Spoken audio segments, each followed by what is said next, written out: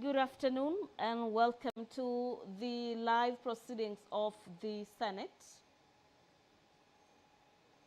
This being the 15th day of October, the year being 2024, we are glad you're watching. This live broadcast is brought to you by the Kenya Broadcasting Corporation in partnership with the Parliamentary Broadcasting Unit. In the highlights, in the order of business this afternoon, we have a couple of motions as well as bills set for consideration by senators. Given priority in the order paper this afternoon is motion number 8 in regards to the report of the Kenya delegation to the 147 and the 148 assemblies of the Interparliamentary Union and related meetings that were held in Luanda in Angola from the 23rd to the 27th of October 2023 and equally in Geneva, Switzerland from the 23rd to 27th of March. This will be resumption of debate on this motion by Senator Catherine Muma. The Political Parties Amendment Bill number 2, Senate Bills number 26 of the year 2024 is yet another bill that the House is set to resume debate on this afternoon.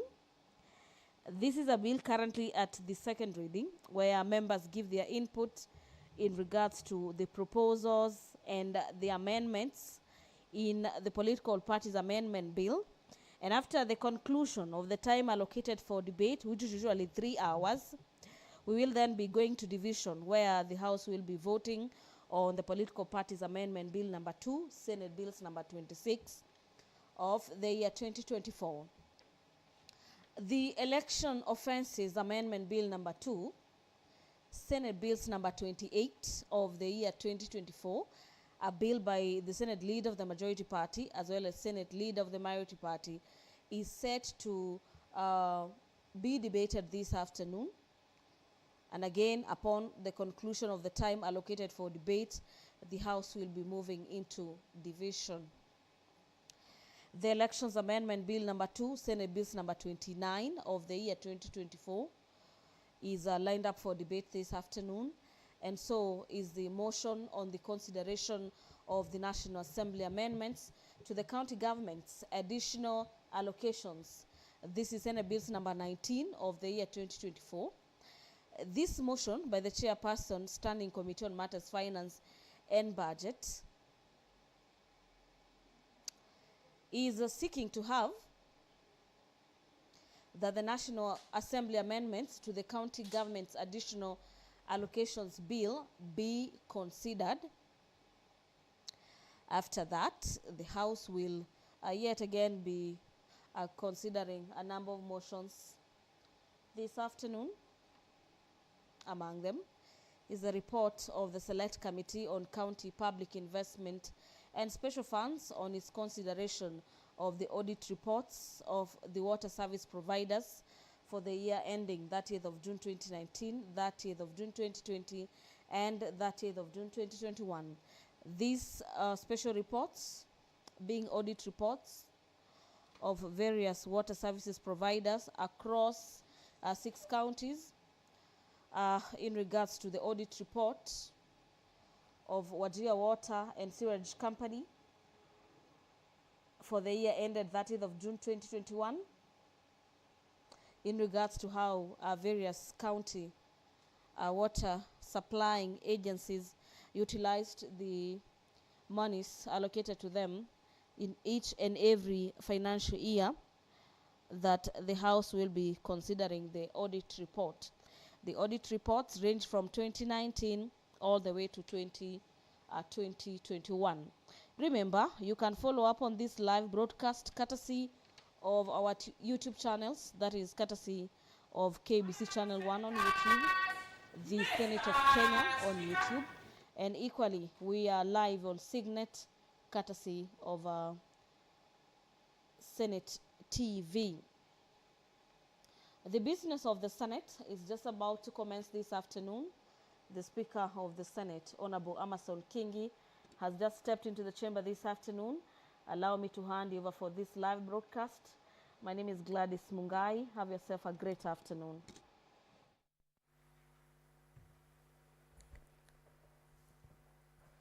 Na tuombe. Mwenyezi Mungu, twakusihi tutazame kwa neema nyingi na baraka sisi watumishi wako ambao mridhika kutuita kwa nyadhifa za uongozi katika jamhuri hii yetu.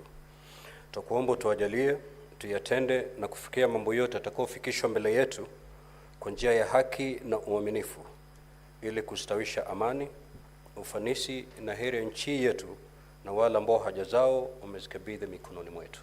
Amen.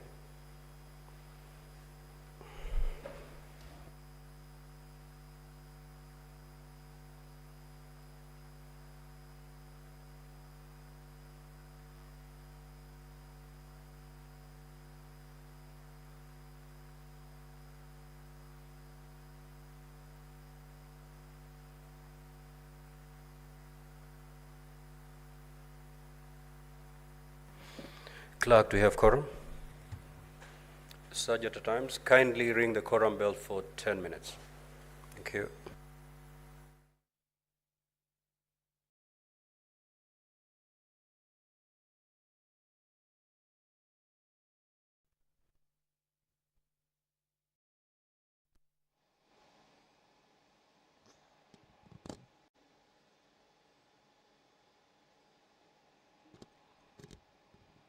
The Speaker of the Senate, currently presiding over the business of the Senate, has directed that the quorum bell is rung for 10 minutes to allow senators yet to make their way into the chamber this afternoon to do exactly that, for the House to have the requisite number to commence business this afternoon. And as we await for that signal, on standing orders of the Senate, standing orders number 53, subsection 1, nominated Senator Crystal Sige is set to seek a statement from the Standing Committee on Matters Roads, Transportation and Housing regarding the recognition and the respect of white cane users on Kenyan roads. The Senate leader of the majority party is this afternoon set to table the Office of the Auditor General Annual Corporate Report for the financial year 2023-2024.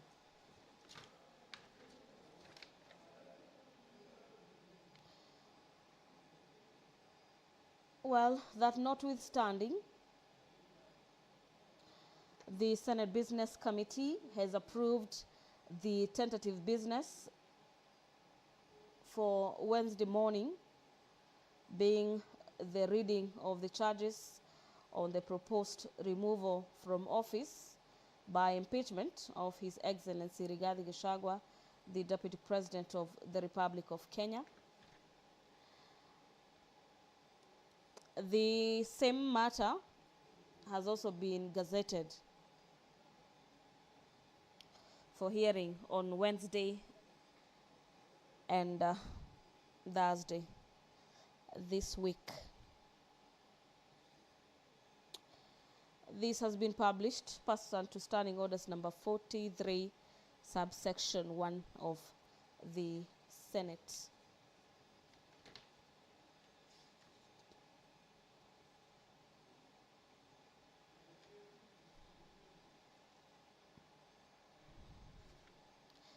The County Government's Additional Allocations Bill, Senate Bills number 19 of the year 2024, is lined up for consideration. The House will equally consider the progress report of the Standing Committee on Matters National Cohesion, Equal Opportunity and Regional Integration into the inquiry on the diversity and inclusivity of staff, a composition of state agencies in Kenya. This is a report by the Chairperson, Standing Committee on Matters National Cohesion, Equal Opportunities and Regional Integration, that the House adopts the progress report of the committee into an inquiry on matters diversity and inclusivity in the staff composition of state agencies in Kenya. The committee laid its report on the 3rd of October this year. Allow me to hand you over back to the chamber. Good afternoon. Clerk, you may proceed to call the first order, please.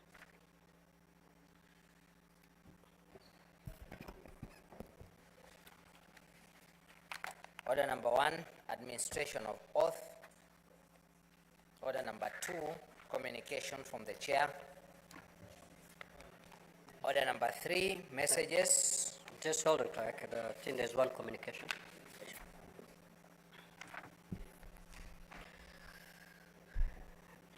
Honorable Senators, would like to acknowledge the presence in the Speaker's Gallery this afternoon of a visiting delegation from the Parliament of Uganda. The honorable members also serve in the network of African women ministers, caucus under the Health and Budget Committee. I request each member of the delegation to stand when called out so that you may be acknowledged in the Senate tradition. The Honorable Dr. Bukenya Michael is a Member of Parliament. The Honorable Mkaye Miriam, also Member of Parliament. Now, Honorable Senators, in our usual tradition of receiving and welcoming visitors to Parliament, I extend a warm welcome to the delegation, and on behalf of the Senate, and on behalf, wish them a fruitful visit.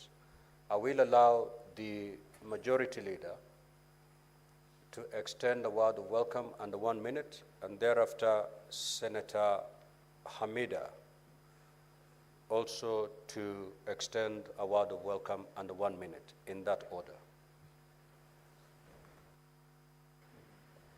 Mr. Speaker, on behalf of our colleagues, I welcome the visiting delegation from the Parliament of Uganda, a very friendly neighbor that we have a long-standing, deep relationship with. Mr. Speaker, not that bias is allowed, but Ugandans and Kenyans have very deep-seated friendship that is tested many times by many things, but has stood the test of time over the years. And therefore, if there was a definition of good neighborliness, Uganda fits the bill, Mr. Speaker. And we celebrate these colleagues of ours. If you notice, Mr. Speaker, when I was walking in, I walked in with a spring because we have practiced this time in the East African Parliamentary Games. The only team that we haven't beaten in football for the last few years is Uganda. But this year, I want to send these members to my good friends, Honorable Nsereko, Panadol, Mbaka Temwa, Minister Ogwang. Tell them this time in Mombasa, Uganda will see fire. I thank you, Mr. Speaker.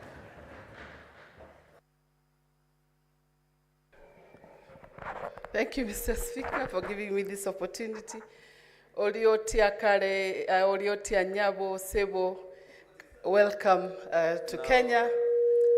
Kenya is your country, and of course, you know, we all enjoy the border, and everything that is in Uganda is in Kenya, except the matokes. The matokes, yes, but the matokes in Uganda you can't compare. We welcome you to Parliament. This is, of course, the Senate is a house of peace, and they always call us an upper house. We enjoy the tranquility. I hope you'll enjoy your session here, and we wish you all the best. Kindly send our regards to our colleagues the other side. Thank you very much. Welcome again. Next order.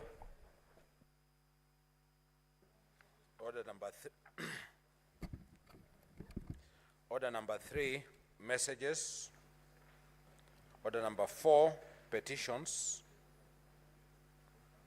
Order number 5, papers.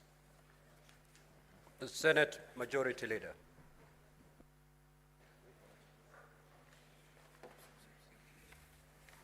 Mr. Speaker, sir, I beg to lay the following papers on the table of the Senate today, Tuesday, the 15th of October, 2024.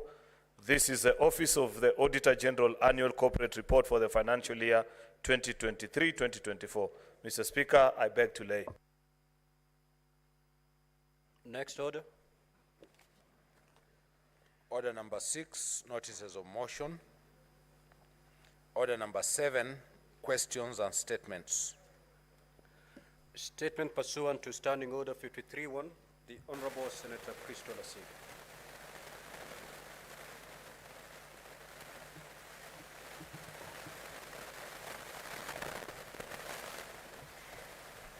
Thank you very much, Speaker.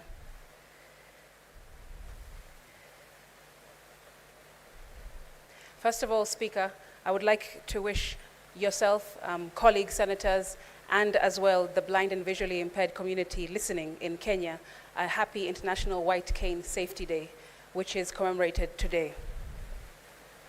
Mr. Speaker, sir, International White Cane Safety Day is celebrated annually on the 15th of October, where the white cane, or also known as a guide cane, is recognized as an important mobility tool for blind and visually impaired people. It is a symbol of safety, Speaker, independence, and respect for the inherent dignity of the blind and low vision community. Article 54 of the Constitution, as you know, on accessible environments for persons with disabilities, PWDs, and Articles 3, 9, and 20 of the principles enshrined in the United Nations Convention on the Rights of Persons with Disabilities, that's the UN CRPD, also stipulate the obligation on the inclusion of accessible spaces for white cane users. Sustainable Development Goal number 11 on accessible cities and human settlements further buttress these principles. International White Cane Safety Day is, pardon me, Speaker. Mr. Speaker, cognizant of the lack of proper regard by motorists and other road users for the role that the white cane represents, and in a bid to support and better promote awareness of the needs and challenges faced by us white cane users in Kenya, it is necessary for certain actions to be taken. To this end, Speaker, it has become imperative that the National Transport and Safety Authority and the National Construction Authority and the Kenya Roads Board fully adopt universal design standards and principles in our transport systems and across the built environments. In this statement, Speaker, this committee should explain any measures taken by the Ministry of Roads and Transport and the KRB to facilitate the development and enforcement of globally universal design regulations across Kenya's roads networks to provide essential safety for blind and visually impaired persons. Outline any steps taken by KRB and NCA to ensure the construction of tactile markers, consistency in working street lights, sonic traffic lights, drop curbs across the country, safe crossing points on our roads, frequency in clear disabled parking slots, and universally designed walkways that facilitate the safe use of white cane users countrywide. And finally, state the strategies the ministry has put in place to sensitize and train motorists to yield the right of way to every white cane user, and to further develop and adequate awareness programs on the white cane as a form of non-motorized transport, NMT, within the National Driving Training Curriculum, and to ensure all motorists and traffic authorities adhere to traffic rules to keep blind and visually impaired persons safe on the roads. I thank you. The Chairperson Standing Committee on Devolution and Intergovernmental Relations, you had a report to lay on the table. You may proceed to lay the report.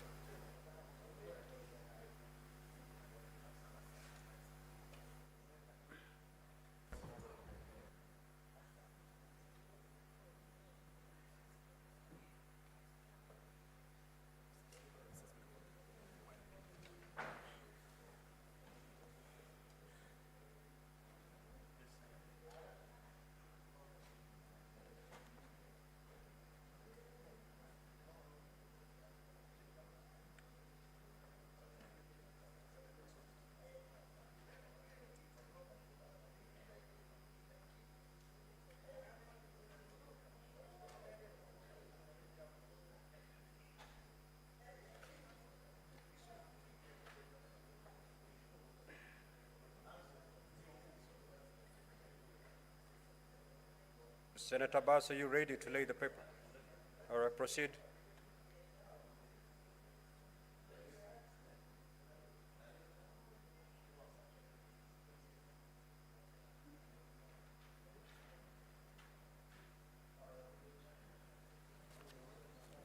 Thank you, Honorable Speaker.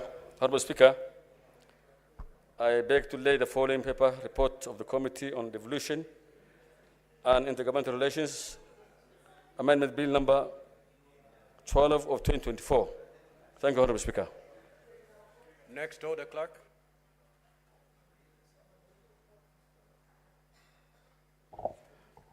Order number 8, motion, report of the Kenya delegation to the 147th and 148th assemblies of the Interparliamentary Union, IPU, and related meetings held in Luanda, Angola, from 23rd to 27th October 2023, and in Geneva, Switzerland, from 23rd to 27th March 2024.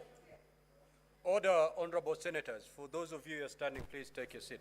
Now, honorable clerk, before I put the question, kindly confirm that indeed we have the requisite quorum pursuant to Standing Order 42. We do?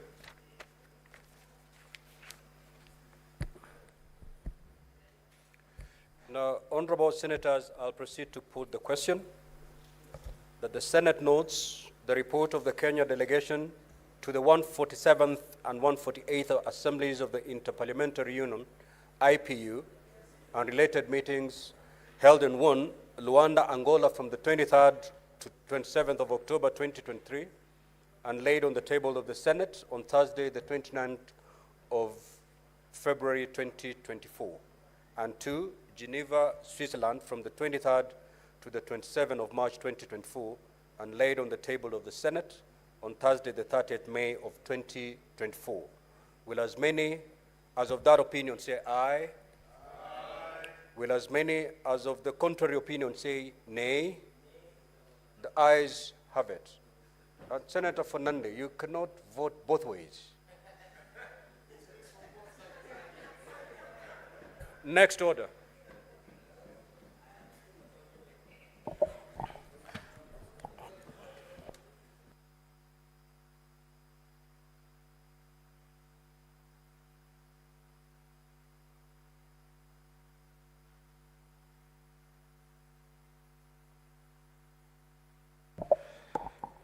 Order number 9, the Political Parties Amendment number 2 bill, Senate Bills number 26 of 2024, second reading division.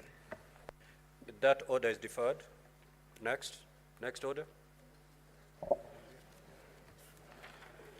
Order number 10, the Election Offences Amendment number 2 bill, Senate Bills number 28 of 2024, second reading division.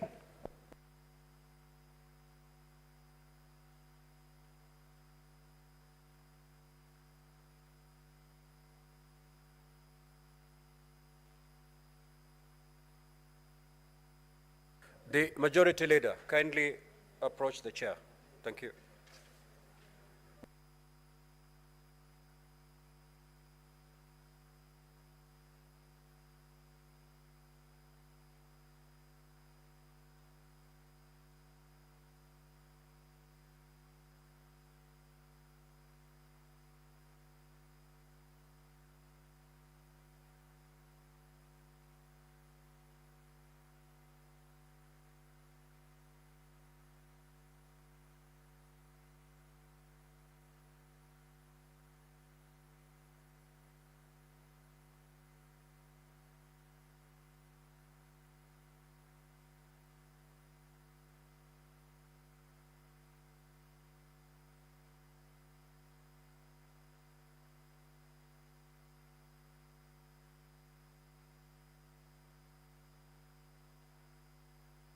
Next order. Order number 11, motion, consideration of the National Assembly amendments to the County Government's Additional Allocations Bill, Senate Bills number 19 of 2024. Clerk, have you called order number 10? Okay. So that order is, do we have the chairperson? Standing Committee on Finance and Budget. Senator Boni, you may proceed to move.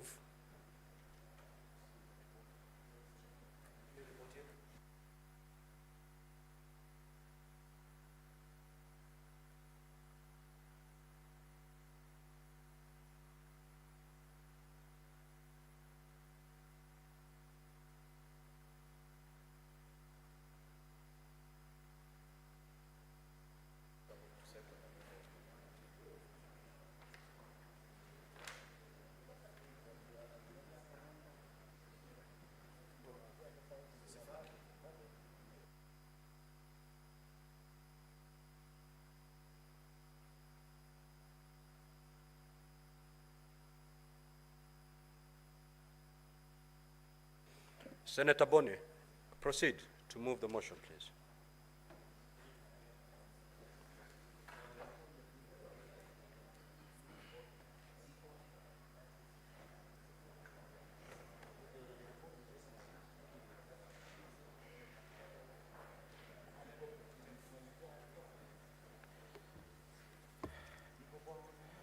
Order number 11.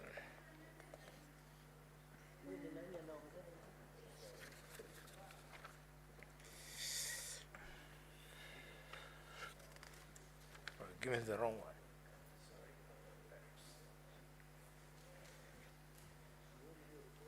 one. Thank you, Mr. Speaker. Mr. Speaker, sir, I rise to move motion number 11 on the order paper, being consideration of the National Assembly amendments to the County Government's Additional Allocations Bill, Senate Bills number 19 of 2024, on behalf of the chairperson of the Standing Committee on Finance and Budget, that the National Assembly amendments to the County Government's Additional Allocations Bill, Senate Bill number 19 of 2024, be now considered. Mr. Speaker, we were assist of this matter, and we've been able, Mr. Speaker, to go through all the steps in accordance with our mandate. And Mr. Speaker, I would like to thank all the 9 members of the committee for the commitment to the work that was before us. And Mr. Speaker, in view of what is going on, Mr. Speaker, the minds of many of my colleagues have now been switched into, Mr. Speaker, the forthcoming motion on the impeachment of the Deputy President of Kenya. And therefore, Mr. Speaker, I would like to take this opportunity to make it light for everybody and just request all of them to familiarize themselves with this report and, if possible, to agree with the committee and pass it without proposals for any amendment. Mr. Speaker, I invite the distinguished senator from Mombasa, Senator Wakili Faki, to second my motion.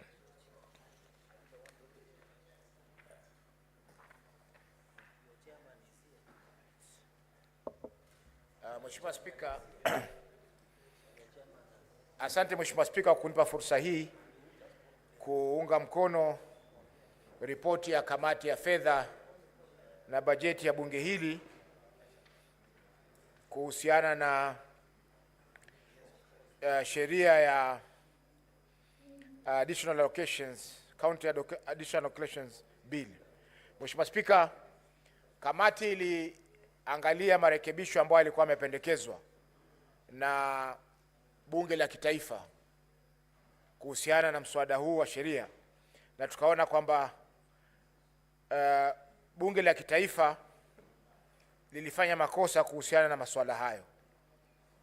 Kwanza ni kuwa walipunguza fedha ambazo zinatoka katika serikali ya kitaifa kuja katika serikali za kaunti. Jambo la pili ni kuwa hata zile fedha ambazo wanakusanya kwa niaba ya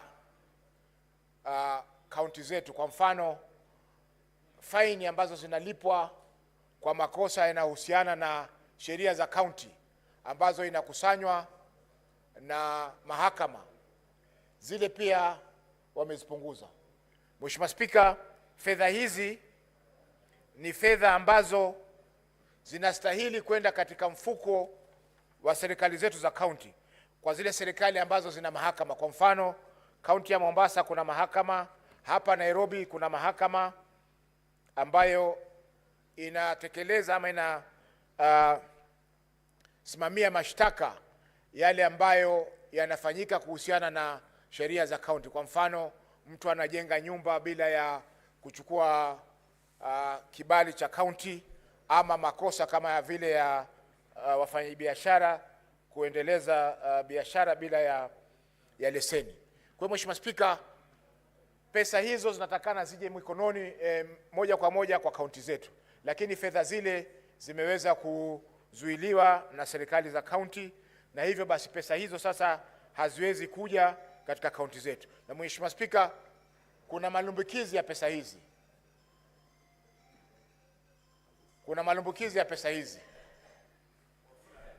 Kwa hivyo wakikataa, wakisema kwamba pesa hizo ziondolewe katika orodha ya fedha ambazo zinakuja kwa kaunti zetu, inakuwa ni makosa kwa kaunti zetu, Mheshimiwa Spika, kuweza kutekeleza majukumu yake.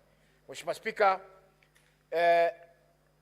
naunga mkono ripoti hii na ningeomba bunge hili liweze kuikubali na kuipitisha, kwa sababu inatoa mwelekeo kuhusiana na vile ambavyo kaunti zetu zitaweza kupata fedha.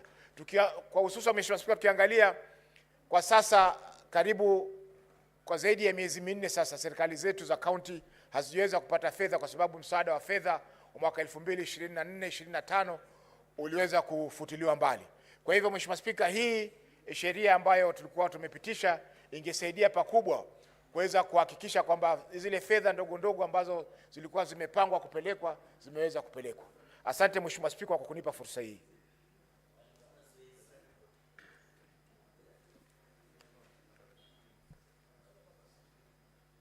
Senator Sotsi, kindly take your seat. Honorable Senators, I will now propose the question that the National Assembly amendments to the County Government's Additional Allocations Bill, Senate Bills number 19 of 2024, be now considered. The floor is now open. The Honorable Senator Olekina Ledama.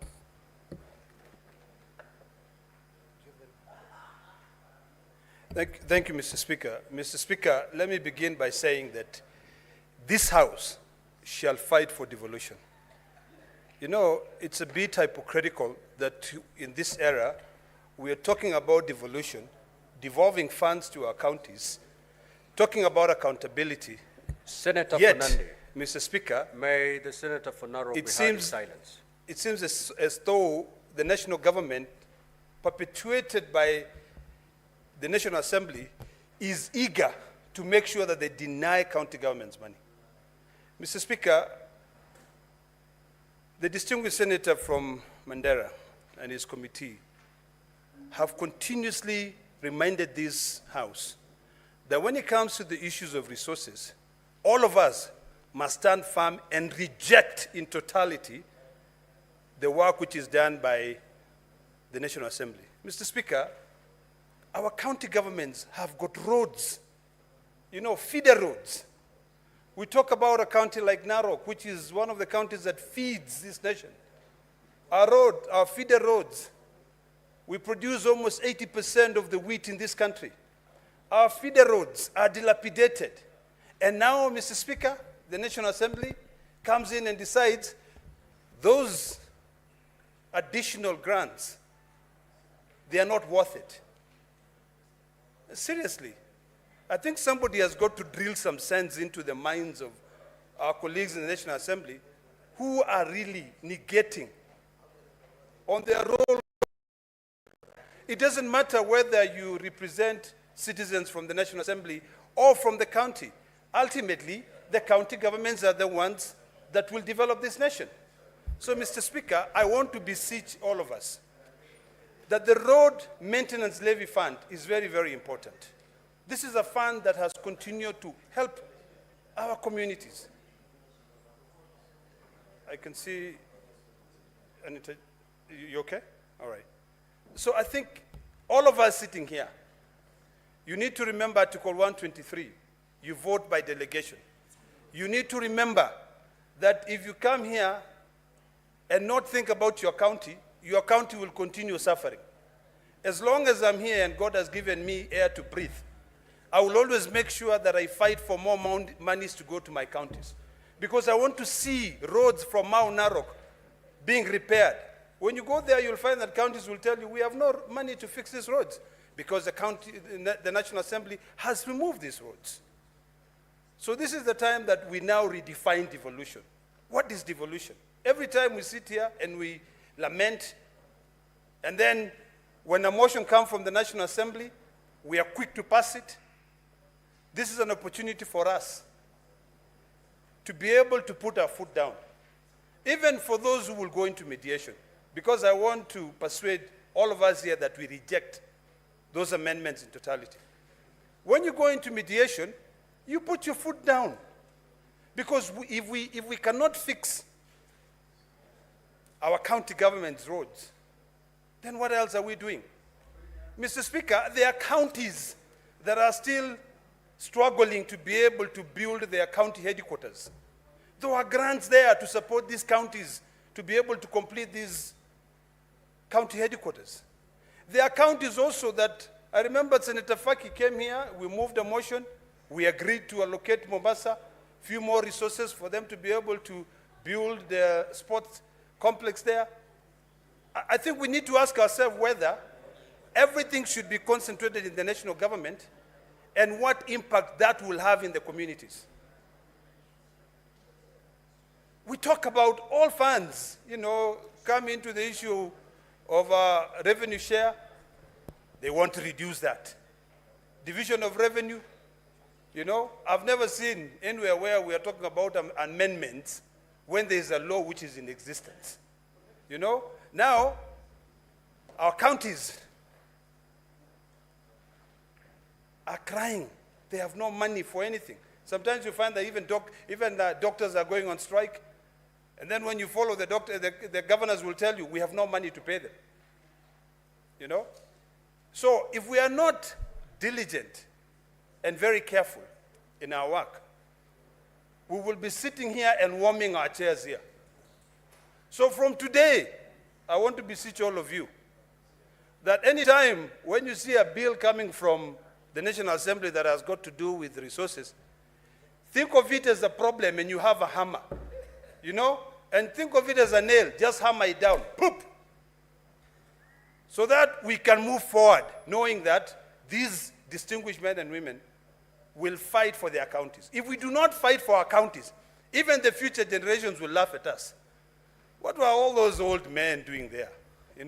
They'll be pointing at the bullfighter and saying, bullfighter, what were you fighting for if you could not be able to help me get a road? Mr. Speaker, yesterday I saw a statistics of how many houses are built out of mud in this country. It was very sad that my own county of Narok, 60% of homesteads are built out of mud. When are we going to be able to leapfrog and do away with Stone Age issues? Our forefathers lived in mud houses. Even us now in the 21st century, we are still wearing good designer suits and everything, and our people are still living in mud houses. Come on. There's a ripple effect. If the road is bad, there's no development in that area. If there are no money to build county headquarters, people will just be living there not thinking about how to develop. So in a few words, Mr. Speaker, it is imperative that all of us here, and especially head of delegations, when you're sitting down, you should have a clear picture of your county. In fact, when you sit there, in all your urban areas, you should have a spatial plan. What does my county look like? How many buildings are there? How many roads are there? If you go to your sub-counties, How many feeder roads are there? That is when you will know that it behooves you to fight hard so that not a single penny is deducted from those funds. You cannot remove those funds. You know, recently, Mr. Speaker, we were being told that in the Budget Committee of the National Assembly, that our colleagues there will make sure that their constituencies have a lot of money, you know, and they'll fight for it. You know, I'm sure my sister Paris was a member of parliament back then. She would be like, she'd want to be in that budget committee to make sure that some money goes to Kajiado. You know, but now, my sister, you are here in the Senate. You know, those people will still want money for themselves. Now you, what will happen to you? They will deduct the little money which is going into counties. So unless we are all cognizant of the fact that we are here to fight for our counties, you know, we will end up being a laughingstock. So this is the time when we break the protocol and come up with hats, and I'm willing to sponsor, that says reject. And you just sit down there and you say reject. Finally, Mr. Speaker, I want to remind all those who, I'm sure, I believe, will eventually go to the mediation committee, that you have a duty.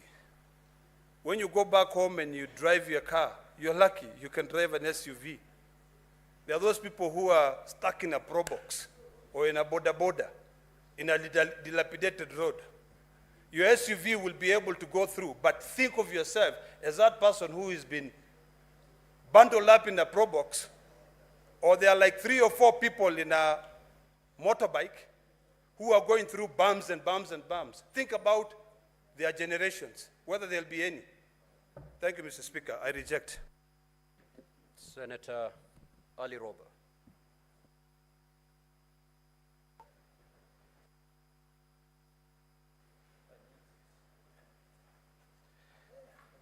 Thank you very much, Honorable Speaker. My apologies for coming in a bit late. I just wanted to take this opportunity for purpose of making sure that honorable senators are on the same page on this issue of the county additional allocation bill and why we have to reject the bill as amended by the National Assembly. Honorable senators, what gives us the moral authority to be able to criticize our county governments is if we as senators do our responsibilities, sworn responsibilities of protecting devolution at all cost. And that is the only time we'll be able to have the moral authority to be able to say, my governor has not done this or he has done that. Now, road maintenance levy fund is a fund. It's collected by Kenya Roads Board. It's supposed to maintain national trunk roads and county roads. Now the entire 10.5 billion shilling has been removed from county additional allocation. It's the first time. About 2 years ago, erroneously, that money was lumped up into division of revenue and alleged that it is part of division of revenue. We fought very hard, the Senate as well as also the Council of Governors, to indicate this is a fund appropriated by an act of parliament and it cannot be lumped up under the division of revenue. And then allocation was done under county additional allocation as it ought to be for the last 11 years. And that money is 10.5 billion shilling. Counties are not getting revenues. There is no additional allocation. The inflation rate in county governments is very high. What they are getting as additional allocation every year in division of revenue is not even able to cater for the inflationary percentage of about 6% that comes automatically without anything being done. Now, the National Assembly has gone ahead to remove the entire road maintenance levy fund of 10.5 billion shilling. They have again moved further in reducing a national government project initiated by the national government, that is the community health promoters, which was allocated 3.2 billion shilling. The staff have already been recruited. The county additional allocation, and this is payroll number 3.2. That money has been reduced to 2.58. That will be able to only cater for 86,133 community health promoters, as opposed to 107,831 community health promoters that are already working in our county government. Honorable Senators, Mr. Speaker, funds that have already been realized, like the transfer of museum function, which funds follow functions. The functions have been transferred, the funds are left, 30.1 million shilling has been removed. But even more absurd is court fines. A collection has already taken place. It is a realized money. It's not about projected revenues. The courts have already collected fines using county legislation. The fines that, as a result of county legislation, it's already been collected. But these funds have been removed from county additional allocation. I mean, what logical reason can we give as a Senate to be able to rationalize with a fact that money already collected on behalf of the county government by the courts have been removed out of, that, and we say, oh, it is austerity measure and such other issues. It can't work.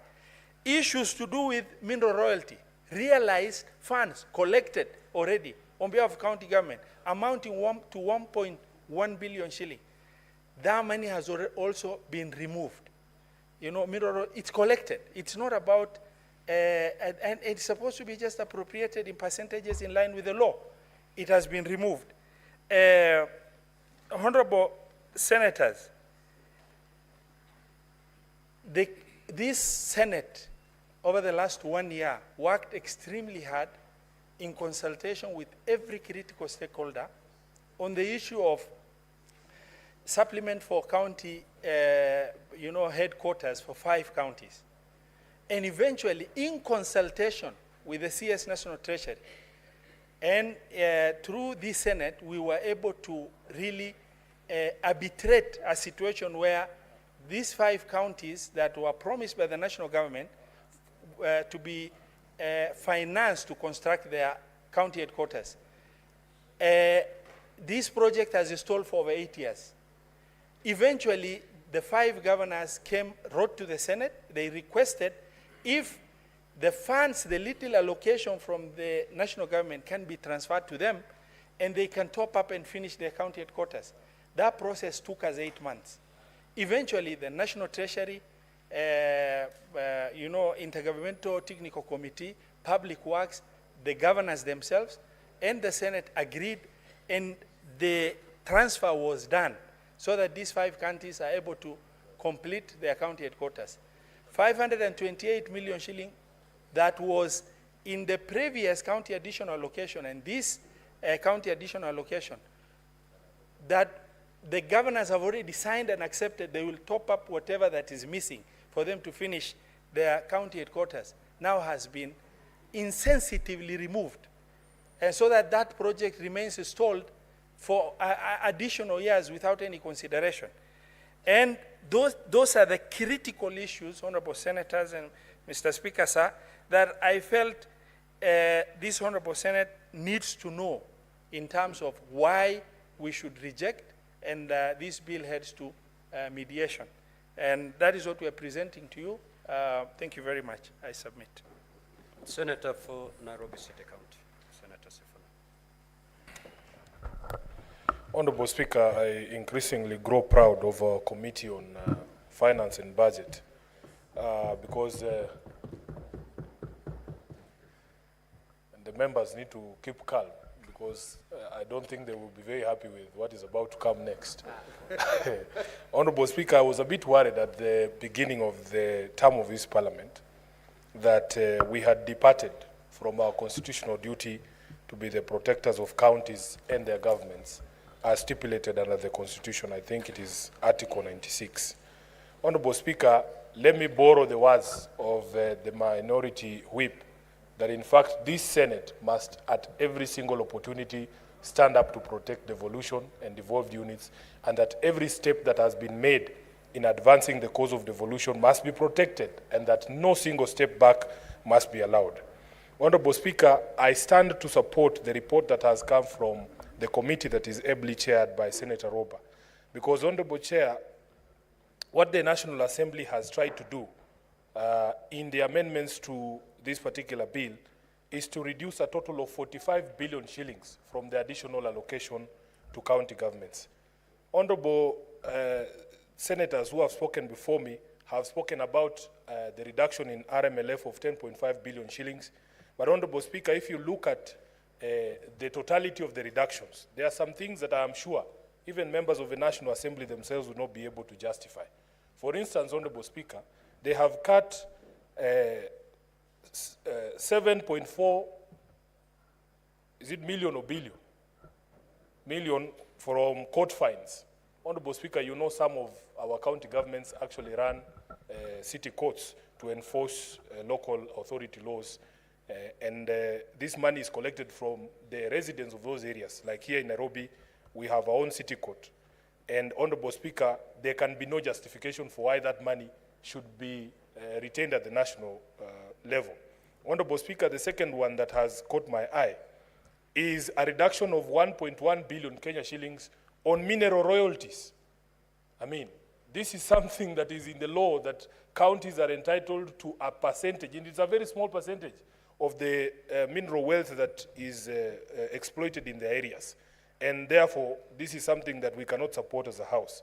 And the most interesting one, Honorable Speaker, the reduction of the allocation to county health promoters from 3.2 billion Kenya shillings to 2.5 billion shillings. Honorable Speaker, this is something, a program that was launched with much fanfare here at Uhuru Park by none other than the President himself.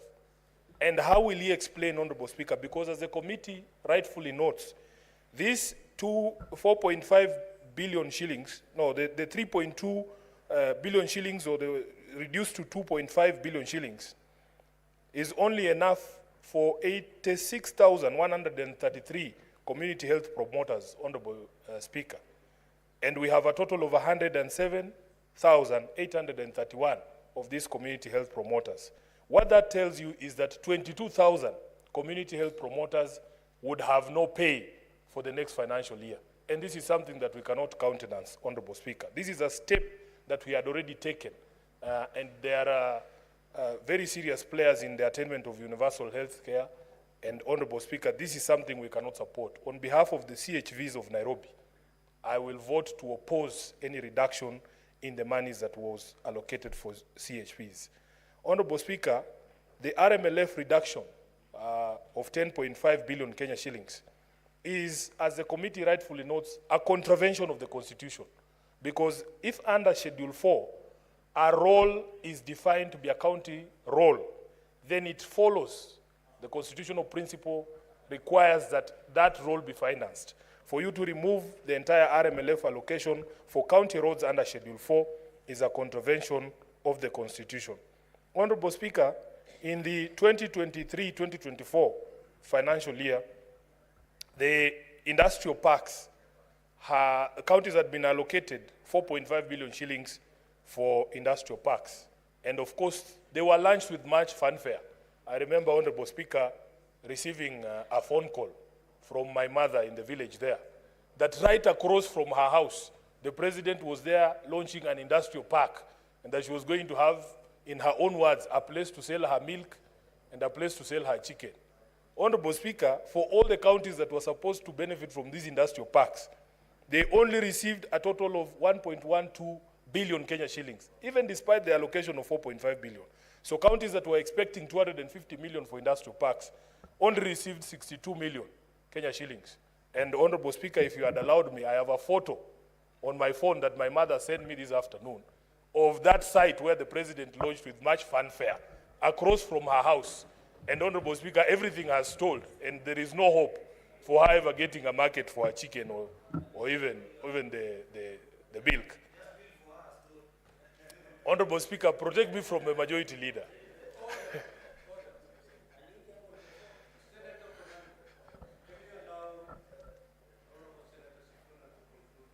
I'm surprised that the Senator for Nandi wants to insert himself in the communications between myself and my mother. And Honorable Speaker, therefore, we as a House must in totality take the position that there is absolutely no justification for these things. And as I said, even during the debate on the division of revenue, the practice has always been that any shortfall in revenue must be borne by the national government. These programs are critical. If you are going to tell 22,000 CHPs that they are no longer going to earn the 5,000 shillings that they are supposed to earn, Honorable Speaker, it is going to be something of a mountain, akin to a mountain to climb. Because how do you select the ones to earn and the ones not to earn? The ones to be cut from the program and the ones to be retained. Therefore, I want to agree totally with the proposal that has come from the Committee on Budget and Finance that we must reject in total any attempts to reduce the basket of devolution as has been proposed by the National Assembly. I thank you, Honorable Speaker.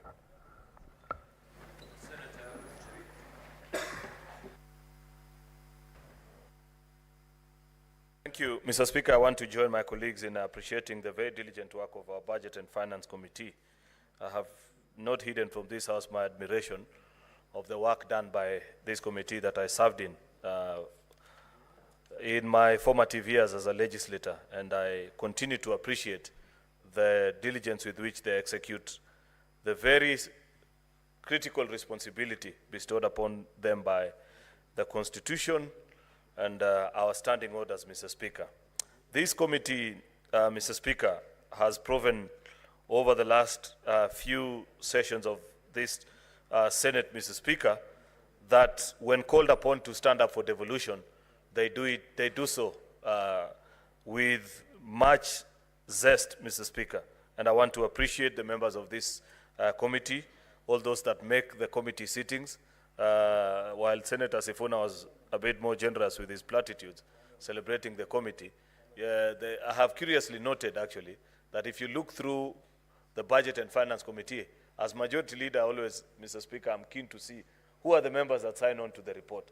It gives you an idea of who's present in these meetings. You will consistently note that actually it's almost on or about the same people, about 5 or 6 out of the 9 that are members of this committee that do this work. I celebrate those members, Mr. Speaker, and the leadership of Captain Ali Roba, Mr. Speaker.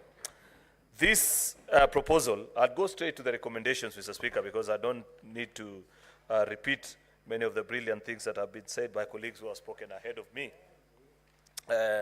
other than to appreciate, Mr. Speaker, that the findings of this committee are quite impressive, that they have been able to pinpoint the exact pressure points for our counties, Mr. Speaker. You know, even without a fight of saying we need to add money here and there, you need to first identify allocations that are already set out in law, that is already specified and said X amount of money go to our counties, like the mineral royalties, Mr. Speaker. It's defined in law already, so there's nothing to fight about. So sometimes you look at bills that come from the National Assembly and you wonder. I know for a fact, because I served as Chair of Staff Welfare, Mr. Speaker, that Parliament is made up of perhaps the most competent personnel and human resource you can find in this republic and even beyond, Mr. Speaker. So what happens when you serve in the National Assembly? Because I know our staff are diligent. When I served in committees, there are many things that, for example, we'd wish to insert into bills. But our clerks, the legal persons that serve with us in those committees, they will expressly guide us and help us appreciate that this is outright unconstitutional, this is outright against the provisions of the law. So when you find a reduction to royalties that have already been collected, 1.06 billion, and proposed, and it passes, and that committee that considered this bill has a lawyer, has a legislative drafter, Mr. Speaker, has a clerk, who understand all these things. No, I'm not focused on the political class, Mr. Speaker, because I know what happens in committees sometimes, but just thinking through provisions of law that are already set out. Because, Mr. Speaker, and it's important that members appreciate, conditional, additional, what is it called, the bill? The County Government's Additional Allocations Bill is a brainchild of this House. About 2 years ago, that previously we used to do $1, and you'd have separate divisions for additional allocation. But we felt that it was important, Mr. Speaker, because some of these allocations come midway through the year, that we have a standalone bill that helps Senate and the institutions of oversight, Mr. Speaker, to have a more clearer view of both conditional and unconditional grants to our counties, Mr. Speaker, that we felt were getting lost in between the other broader allocations, county government's allocation to our counties, Mr. Speaker, where there was a better focus. In fact, Mr. Speaker, pointing out the errors in this bill, the very glaring ones, like the one I've spoken to, justifies the thinking that went into doing a separate bill by the Senate, Mr. Speaker. Because believe you me, if we were still doing one DORA that has both the shareable revenue and the conditional and unconditional allocation, Mr. Speaker, as was the case previously, Mr. Speaker, then it will be difficult to pinpoint some of these errors. But the Senate made a wise decision, very wise one. And reading through this report, Mr. Speaker, you appreciate actually why it was important for us to have this separate distinction between shareable revenue and these conditional and unconditional grants to our counties, Mr. Speaker, because it is only when we begin to deal with this item by item, you know, Mr. Speaker, that you can pinpoint the shortfalls and point out specifically that we passed a law that, for example, set out once we have made a decision that we are setting up these community health promoters, for example, Mr. Speaker, it is defined and it is known. It's human resource. These are human beings. They are people with families. They have genuine expectations. They believe that they have a job. They are going around our villages treating. In fact, these community health promoters, Mr. Speaker, much as we do not enumerate them as well as we should, Mr. Speaker, I can give testimony that I know that those that I know in various villages in our communities, Mr. Speaker, do even more work than some of the medical professionals, Mr. Speaker, because they are visiting the 100 households that were allocated to them. Therefore, because it is already known what their salary is, it is already defined what the number of those CHPs are per county, shouldn't it be rather obvious what their allocation is after factoring all the other additional costs that come with having them at their place of work, Mr. Speaker? And therefore, sometimes, and that is part of the lack of fluency in the drafting of some of these bills, Mr. Speaker, that I continue to point out and challenge staffers and members of parliament like you truly who serve in these committees, Mr. Speaker, not to make our work so difficult, because these are things that are already specified and they are known.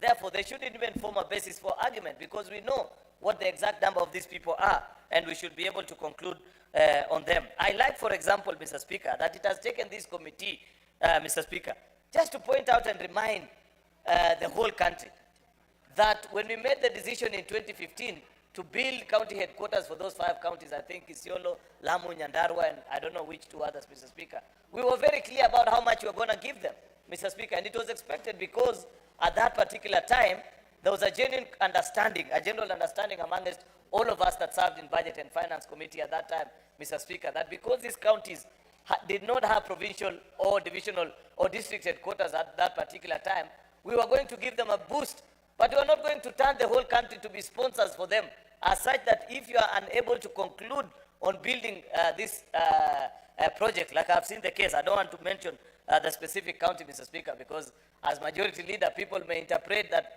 I have something against a specific county, but that county is listed here. And I like that the committee has pointed out that that county has taken more than what is their projected share, Mr. Speaker, and therefore we cannot give them the 78 million shillings that is being projected. Let them find within their resources, Mr. Speaker, because the rest of the other 4 counties, I want to believe, Lamu, Isiolo, and the rest, have concluded with the allocation that we gave to them at that particular time, and we should avoid this temptation. It points out, Mr. Speaker, again, to even the drafters and the people that go into drafting some of this legislation, that perhaps either out of corruption, Mr. Speaker, or because of the fact that you come from a particular county, that you just want to obviously violate the law. If you read the report, Mr. Speaker, of the Budget and Finance Committee of 2015, I know it, Mr. Speaker, 2015-2016, I know what we appended and the allocation that was given to each county. you have exhausted your quota, Mr. Speaker, that's it. There's no reason why we should be burdening the rest of the country to complete our headquarters for you, Mr. Speaker. More than 10 years down the line after the advent of devolution. And therefore, I agree with the proposal that this committee is making to deny that allocation to that particular county. These specific programs, and I wish Senator Moses Kajwang was here, but I know members of PAC are here, and Senator Osotsi, your member here, because your committee actually looks into this special allocation and funds. This so-called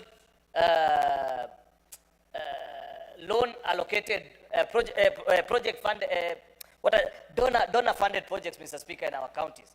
Danida, Floka, KAV, Ward for Agriculture, and they are increasing by the day, Mr. Speaker.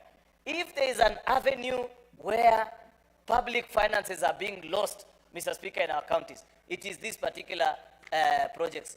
And therefore, Senator Osotsi, if you and Senator Moses Kajwang do not lead us into establishing a mechanism through which we can ensure that citizens get value for money out of these loans, Mr. Speaker, then we need to disband those committees of yours. Because I do not know of a senator who cannot today go back to their county and point out under these funds of either Floka, the ones for Danida, the one for urban, for those that represent counties that have got urban settings for them, where this money is not wasted, where you find a kilometer of road is being built for more than 50 or 60 million shillings by a county government, Mr. Speaker. What nonsense is that, Mr. Speaker, that you're allowing as a county?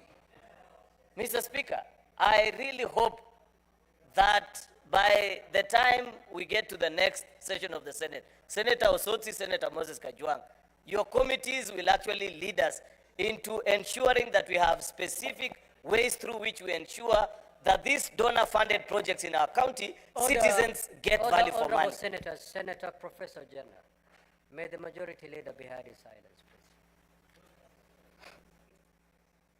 So, Mr. Speaker, it will be important, and I like what the Budget and Finance Committee is pointing us to us, like this latest project, the one for Kenya Agricultural Business Development Project, you know, the one for putting together, I don't know, community projects for young people in agriculture. These things have been there since I was a youth. Mr. Speaker, I don't think I'm a very good example, probably even since Senator Buru was a young person, Mr. Speaker. These interventions in agriculture, Mr. Speaker, if they were achieving the desired result, Mr. Speaker, then we would say that carry on. But the problem is, us as a Senate, we are not involved in the design of this project. Yet, we are brought in as rubber stamps at the tail end of the program, where we are just supposed to append our signatures and say a program has been put together, therefore we can send funds to the counties. If you ask many of these senators that are here to give an account of their experience of these projects, the way they have been conceptualized and designed, Mr. Speaker, there would be more value for money in some of these grants, Mr. Speaker, despite the fact that they are specific to the projects that they are supposed to do, like these climate funds, Mr. Speaker. You find this is part of the money, if you don't know, like the Floka funds.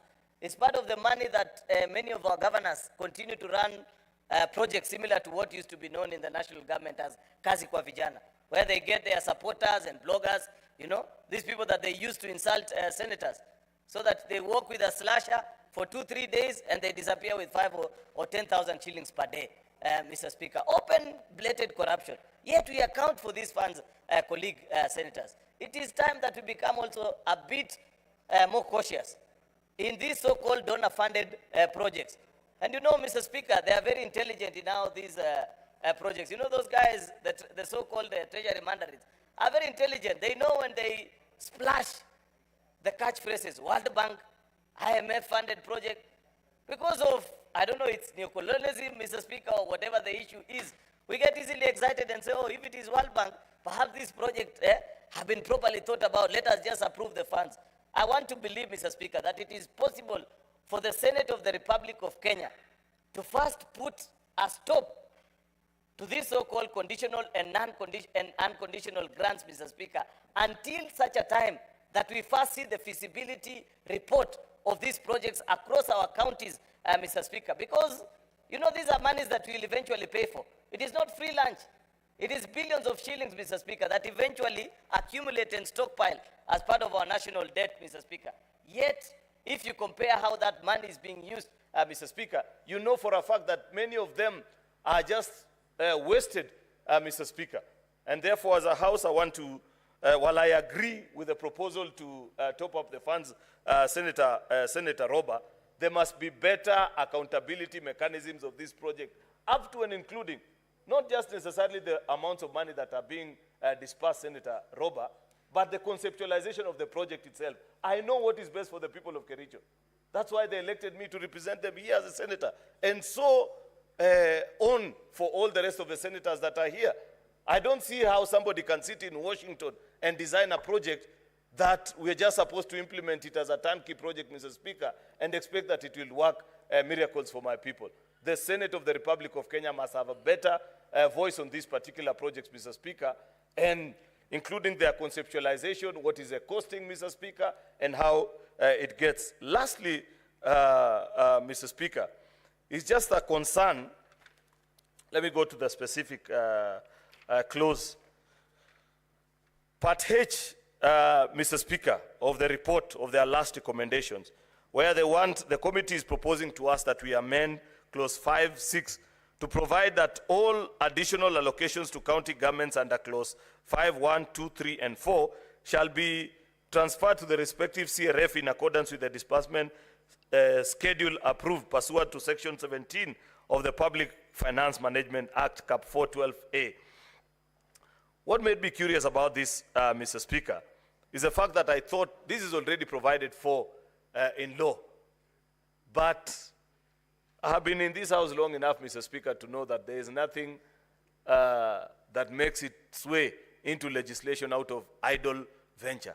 Are there perhaps specific counties, Mr. Speaker, where these funds or these additional allocations, Mr. Speaker, are being directed to without benefit to the rest of all the 47 county governments, Mr. Speaker, as such that Senator Roba and his team would wish that we provide this amendment to clause 5 and 6 and ensure that there is a direct transfer to the specific CRF of a particular county. I thought there is a general application, and maybe I should have asked the chairperson of this committee in private, but help me to wonder aloud with the rest of senators so that they appreciate. You know, Mr. Speaker, it will be important for senators to know that before the advent of this particular bill, one of the grave mistakes that used to happen, Mr. Speaker, is that when it was only Treasury on their own making the decision of which counties to benefit from conditional grants, Mr. Speaker, it was specific counties that used to benefit from this particular project. And we felt that it was unfair to the rest of the devolution family because we believe in the principle of equity, that all 47 distinct county governments are equal before the law, Mr. Speaker. And that is why we moved the House, and the House agreed with us that let this House be the principal organ that does the distribution of resources. So that today, if we run a project in 5 counties, Mr. Speaker, we can justify to the rest of our colleagues that the other 42 have missed out, but somehow, some way, in the next financial year, you will be beneficiaries. That never used to be the case. And therefore, I get concerned, Mr. Speaker, when we have this amendment, and I hope Senator Roba can convince me before we take the vote on why it has to be specified that into the CRF account of the specific counties without listing which those particular counties are. Therefore, with those very many remarks, Mr. Speaker, I beg to support our committee and appreciate them for the very good work that they've done. Thank you, Mr. Speaker. Thank you. Now, honorable senators, the youngest member of the House turns 81 today.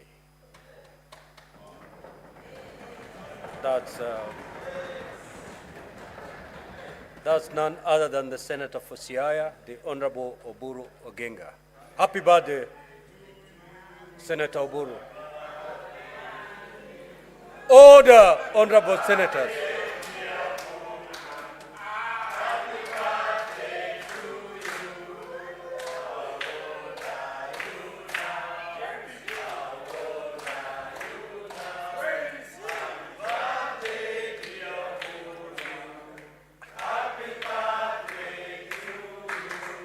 Thank you. Order, honorable senators, order. Order, honorable senators. Senator Oburu Odinga, the floor is yours.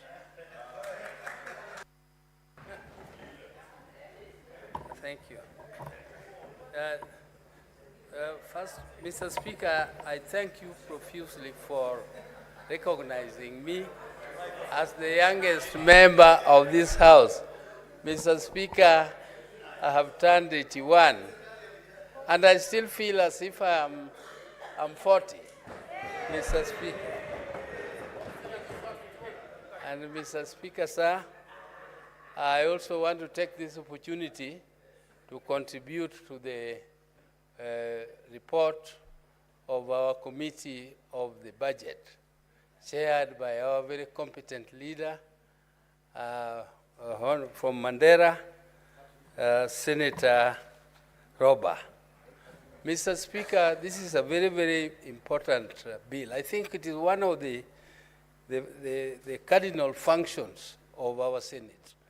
Our Senate is there to protect the devolution. Mr. Speaker, I was a member of this parliament when there was no CDF. And at that time, it was only the local government fund.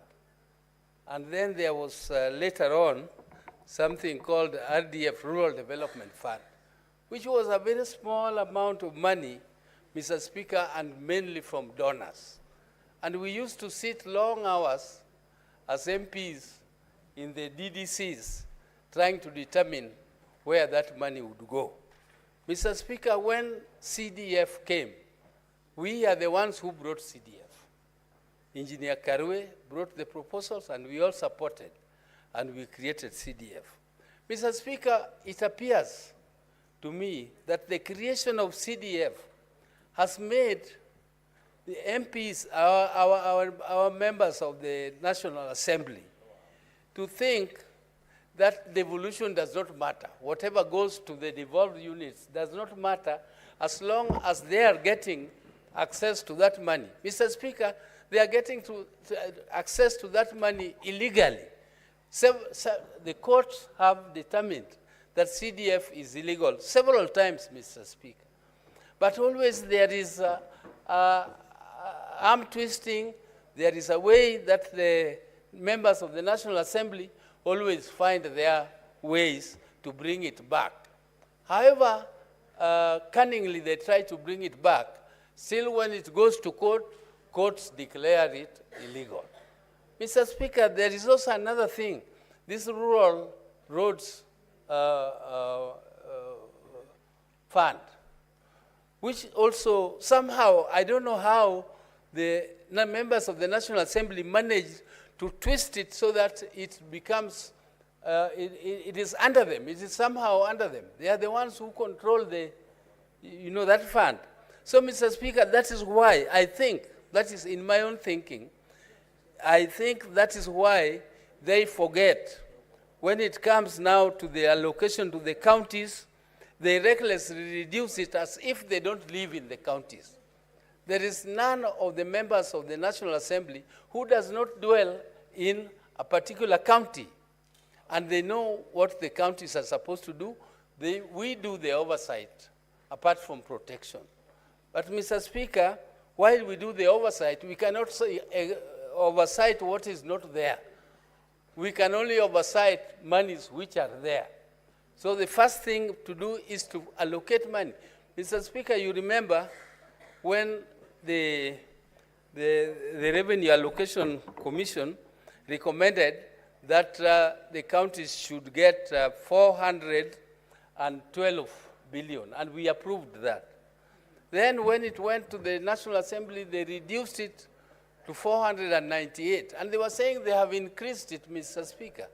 They did not increase anything because from 396 to 398, that 2 billion shillings increment, Mr. Speaker, covers only a little more or a little less than the inflation, which is more than 8-9%, Mr. Speaker. Mr. Speaker, the deduction which are made as part of what they call austerity measures, these deductions, Mr. Speaker, are done arbitrarily without thinking of how they will affect the people at home. Mr. Speaker, when you think of these community health promoters, the community health promoters, originally they were not being paid anything. The counties, they were at the mercy of the governors. It was the governors giving them some little allowance if they will, but they perform the most important function at the grassroots, Mr. Speaker. Mr. Speaker, these are the people who treat you before you go to any dispensary, if you have any disease at home. So these people have been working tirelessly with the communities at the grassroots without being remunerated at all, anything. They are not being paid even a token.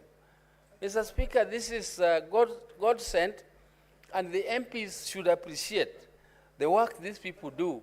And for the first time, officially, there is an allocation for them in the budget to pay them.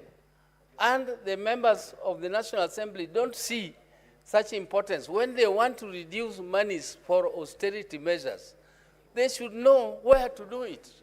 Mainly, it should be in the national government budget, not in the county budgets, Mr. Speaker. Mr. Speaker, this knife, I used to work in the Treasury, Mr. Speaker, and we used to have a knife which was cutting allocations to ministries. But, Mr. Speaker, there was a misunderstanding. There was a misunderstanding because ministries were just throwing figures, big figures outside the ceilings which they were given because they knew that the Treasury was going to reduce them anyway.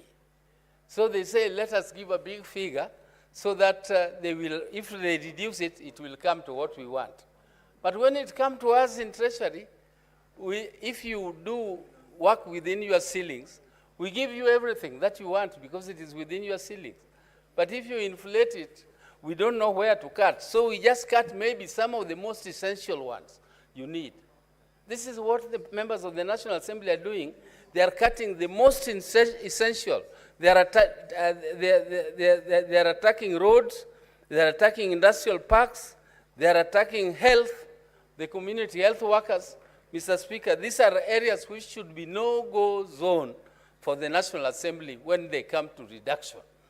These are areas which should be protected, and they should not touch on this. Mr. Speaker, some of them don't understand what industrial parks mean.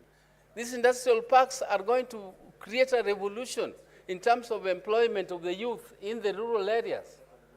And Mr. Speaker, when they are established there, it should be the duty of every leader to protect them and make sure that that money is ring-fenced and it is not touched in austerity measures when you come to reducing allocations, Mr. Speaker. Mr. Speaker, I don't want to speak more because mine was only to support the recommendations of this committee, and I think they have done a good job, and we shall continue to support you if you work this. I used to be the chairman of Finance Committee before Budget Committee was created. We are the ones who created the Budget Committee, and I really appreciate the work being done by you, Honorable Roba, and your committee. Thank you, Mr. Speaker, for the opportunity. I'm aware you've whispered it to me, so you need not take to the floor. Now, Honorable Senators, we had deferred 2 orders because we did not have the requisite delegations to go into division. Now we do. So allow me to rearrange today's order paper pursuant to Standing Order 45-2. We handle order number 9 and 10, and thereafter we come back to the debate on the additional revenue. It will take us less than 10 minutes. Clerk, proceed to call those to orders, please. Order number 9, the Political Parties Amendment number 2 bill, Senate Bills number 26 of 2024, second reading division. Sergeant at Arms, ring the division bell, please, for 5 minutes.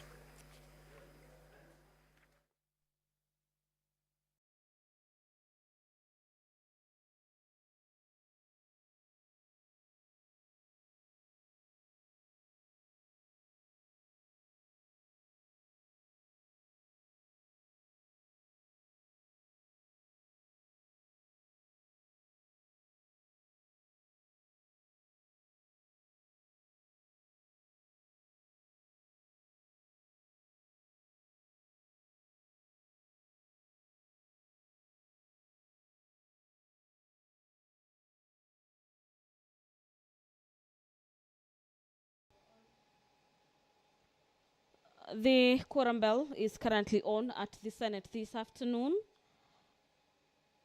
following the directives by the Speaker of the Senate that the House votes on two crucial bills.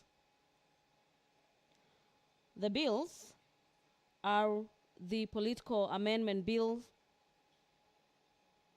Parties Amendment Bill number 2, Senate Bills number 26 of the year 2024. This is a bill by the Senate leader of the majority party and the Senate leader of the minority party.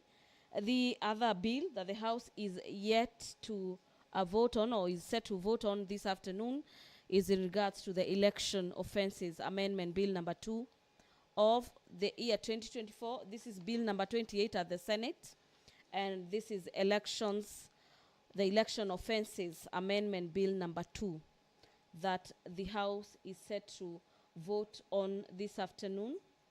The House had postponed the vote on these two bills owing to the fact that the number of senators was not enough to proceed into division this afternoon. But at this particular juncture, the House has the numbers to vote on these two bills. And that is why the Speaker has directed that the quorum bell is rung for 5 minutes ahead of that crucial vote. The Elections Amendment Bill of 2024 is an act of Parliament seeking to amend the Elections Act for the connected purposes. A look at this bill in regards to the March's elections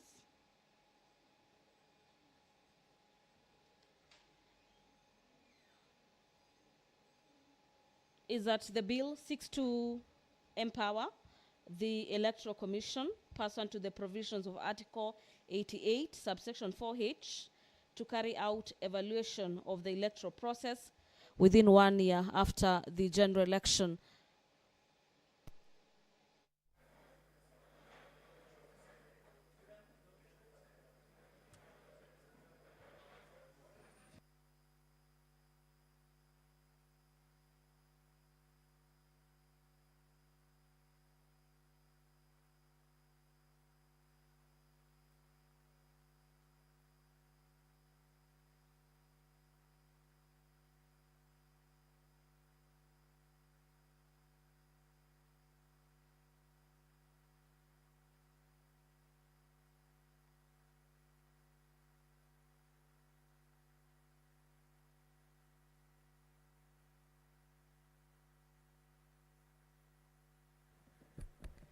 Now, honorable senators, we will start with order number 9.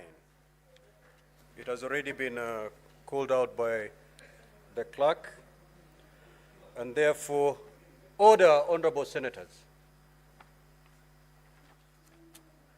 I will proceed to put the question, which is,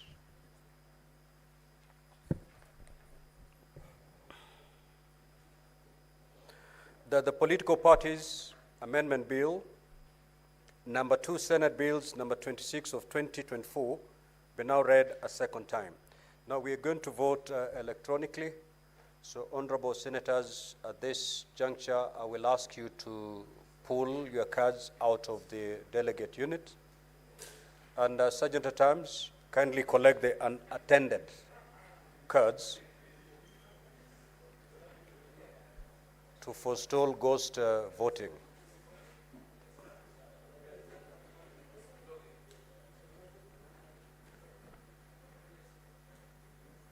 Honorable senators, you may now log back and proceed to vote.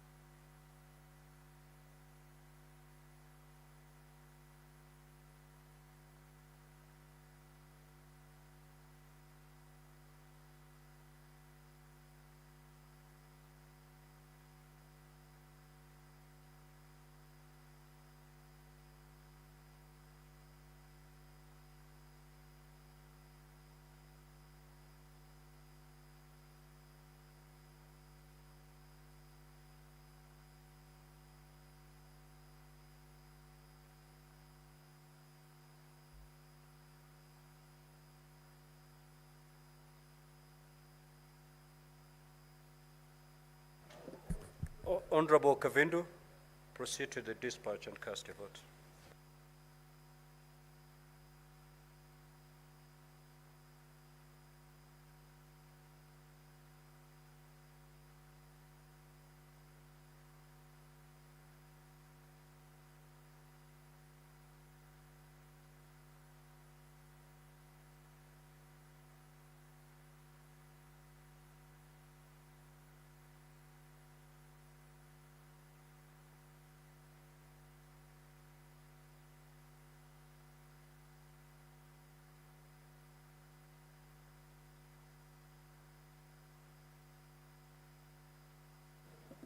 Senator Haji, proceed to the dispatch and cast your vote.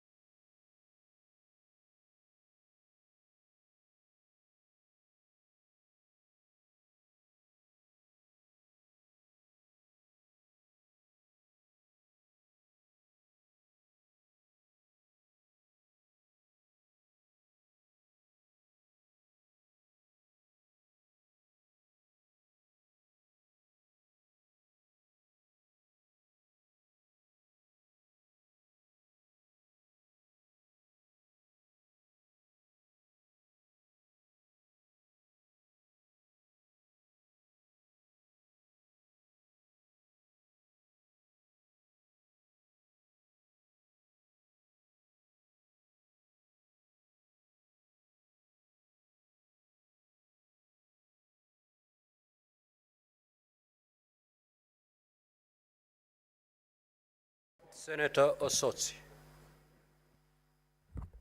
Thank you, Mr. Speaker. Mr. Speaker, it is very unfortunate sitting here and listening to the level of impunity by a governor who has refused to attend several committee invitations. Mr. Speaker, this particular governor appeared before my committee, and the kind of conduct he exhibited when he appeared before my committee, it was the most unbecoming conduct from a governor. He almost exchanged with some of the members who are asking valid questions on matters to do with governance in Isiolo County. Mr. Speaker, you remember that in this House I sponsored a bill, an amendment to the Powers and Privileges Act, where I said that we need to enhance the fine from 500,000 to 2 million shillings, and also put in provisions on how the arrest can be executed. That bill was passed by this House, and that bill is lying in the National Assembly.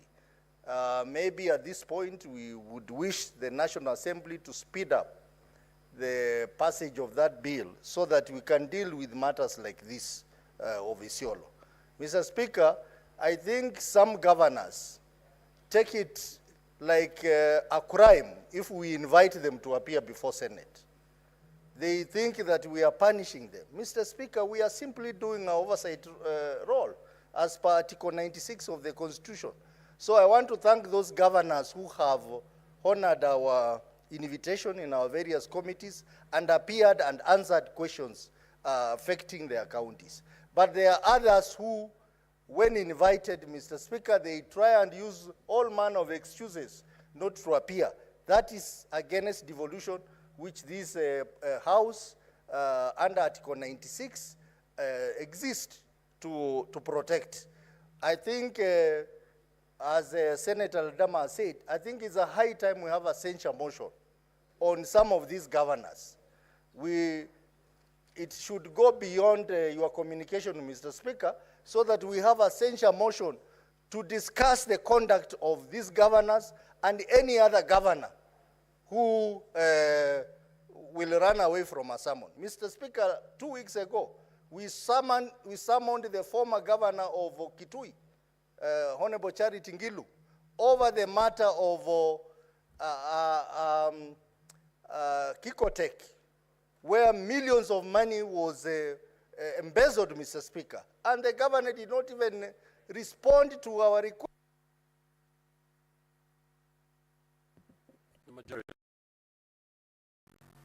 Mr. Speaker, I will not finish the 3 minutes. There's just one thing I want to say.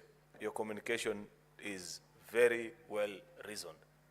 The only thing I expect, Mr. Speaker, and that your ruling fell short of, and I want to believe it is out of the abundance of caution, not to be taken to be usurping the powers that belong to the chairpersons of our committee, is that you should actually have ordered the Inspector General of Police to search and produce the governor, wherever he is, if he's in Isiolo, Dubai, whichever part of the world he's in, Mr. Speaker, until he's produced here before the Senate. But given that this is a matter that is presently before various committees, then I agree with your wisdom, Mr. Speaker. Therefore, I expect that at the next sitting of any of these committees that the governor has defied, the chairperson alongside the members will draft the summons and ask the Inspector General of Police to produce that that governor and ensure that he is in safe custody until the next sitting of that particular committee. We have a very good police station here at Parliament, Mr. Speaker. It is for dealing with errant members of society, which include even governors who fail to honor summons, Mr. Speaker.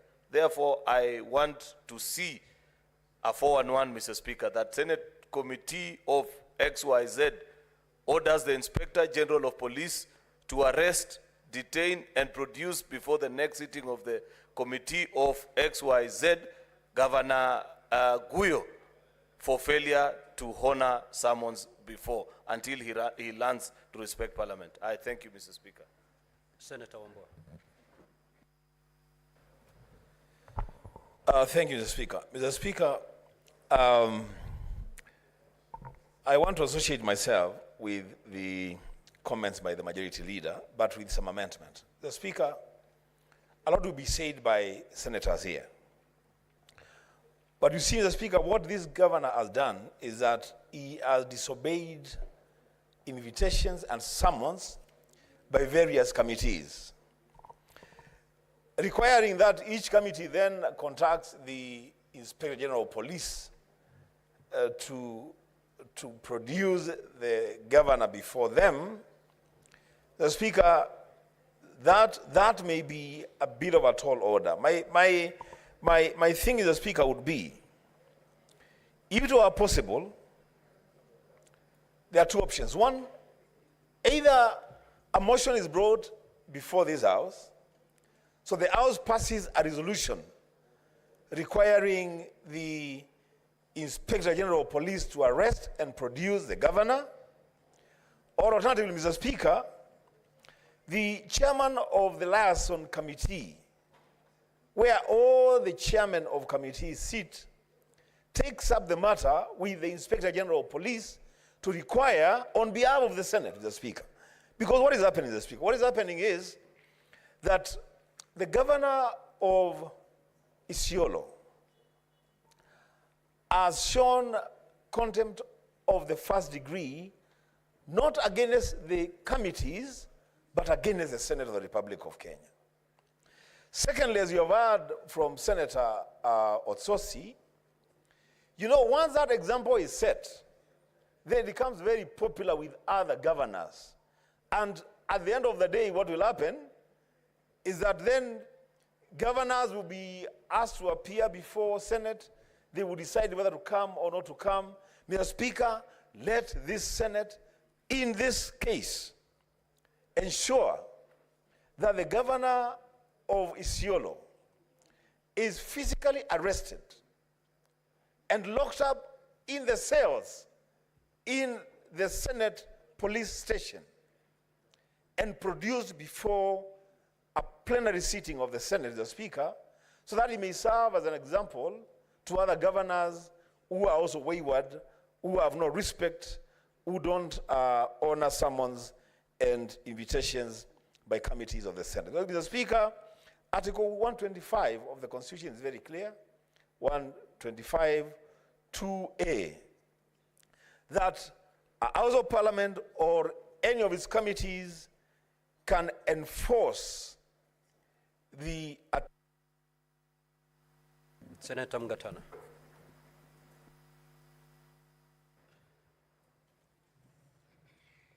Mr. Speaker, actually my note was on Order 11, so I will pass.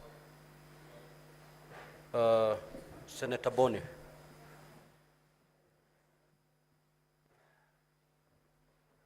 Thank you, Mr. Speaker. Mr. Speaker, I do appreciate and congratulate you for that communication. And my contribution is just in two parts, Mr. Speaker, to request governors to remember or to realize that devolution did not just happen in this country. Men and women of this republic made sacrifices, people lost their limbs, people lost their properties, people lost their lives. My second comment, Mr. Speaker, is, whereas I agree with you on the how, but I just wanted to draw your attention, Mr. Speaker, to the Constitution of Kenya, Article 245, which establishes the National Police Service, Mr. Speaker. And in this article, there is Part 4, which, Mr. Speaker, says that the Cabinet Secretary responsible for police services may lawfully give a direction to the Inspector General with respect to any matter of policy for the national state, but no person may give direction to the Inspector General in respect of investigation, and enforcement matters, Mr. Speaker. I was thinking maybe we should have taken the right route, namely ask the Cabinet Secretary to do what the Constitution gives them in the section that I've read. Failing which, Mr. Speaker, we shall have contravened subsection 4, which does not allow any other person other than the Cabinet Secretary. Mr. Speaker, I support your communication. Honorable Boni, read the powers of the High Court. Those are the powers that are in your hands. Senator for Kilifi.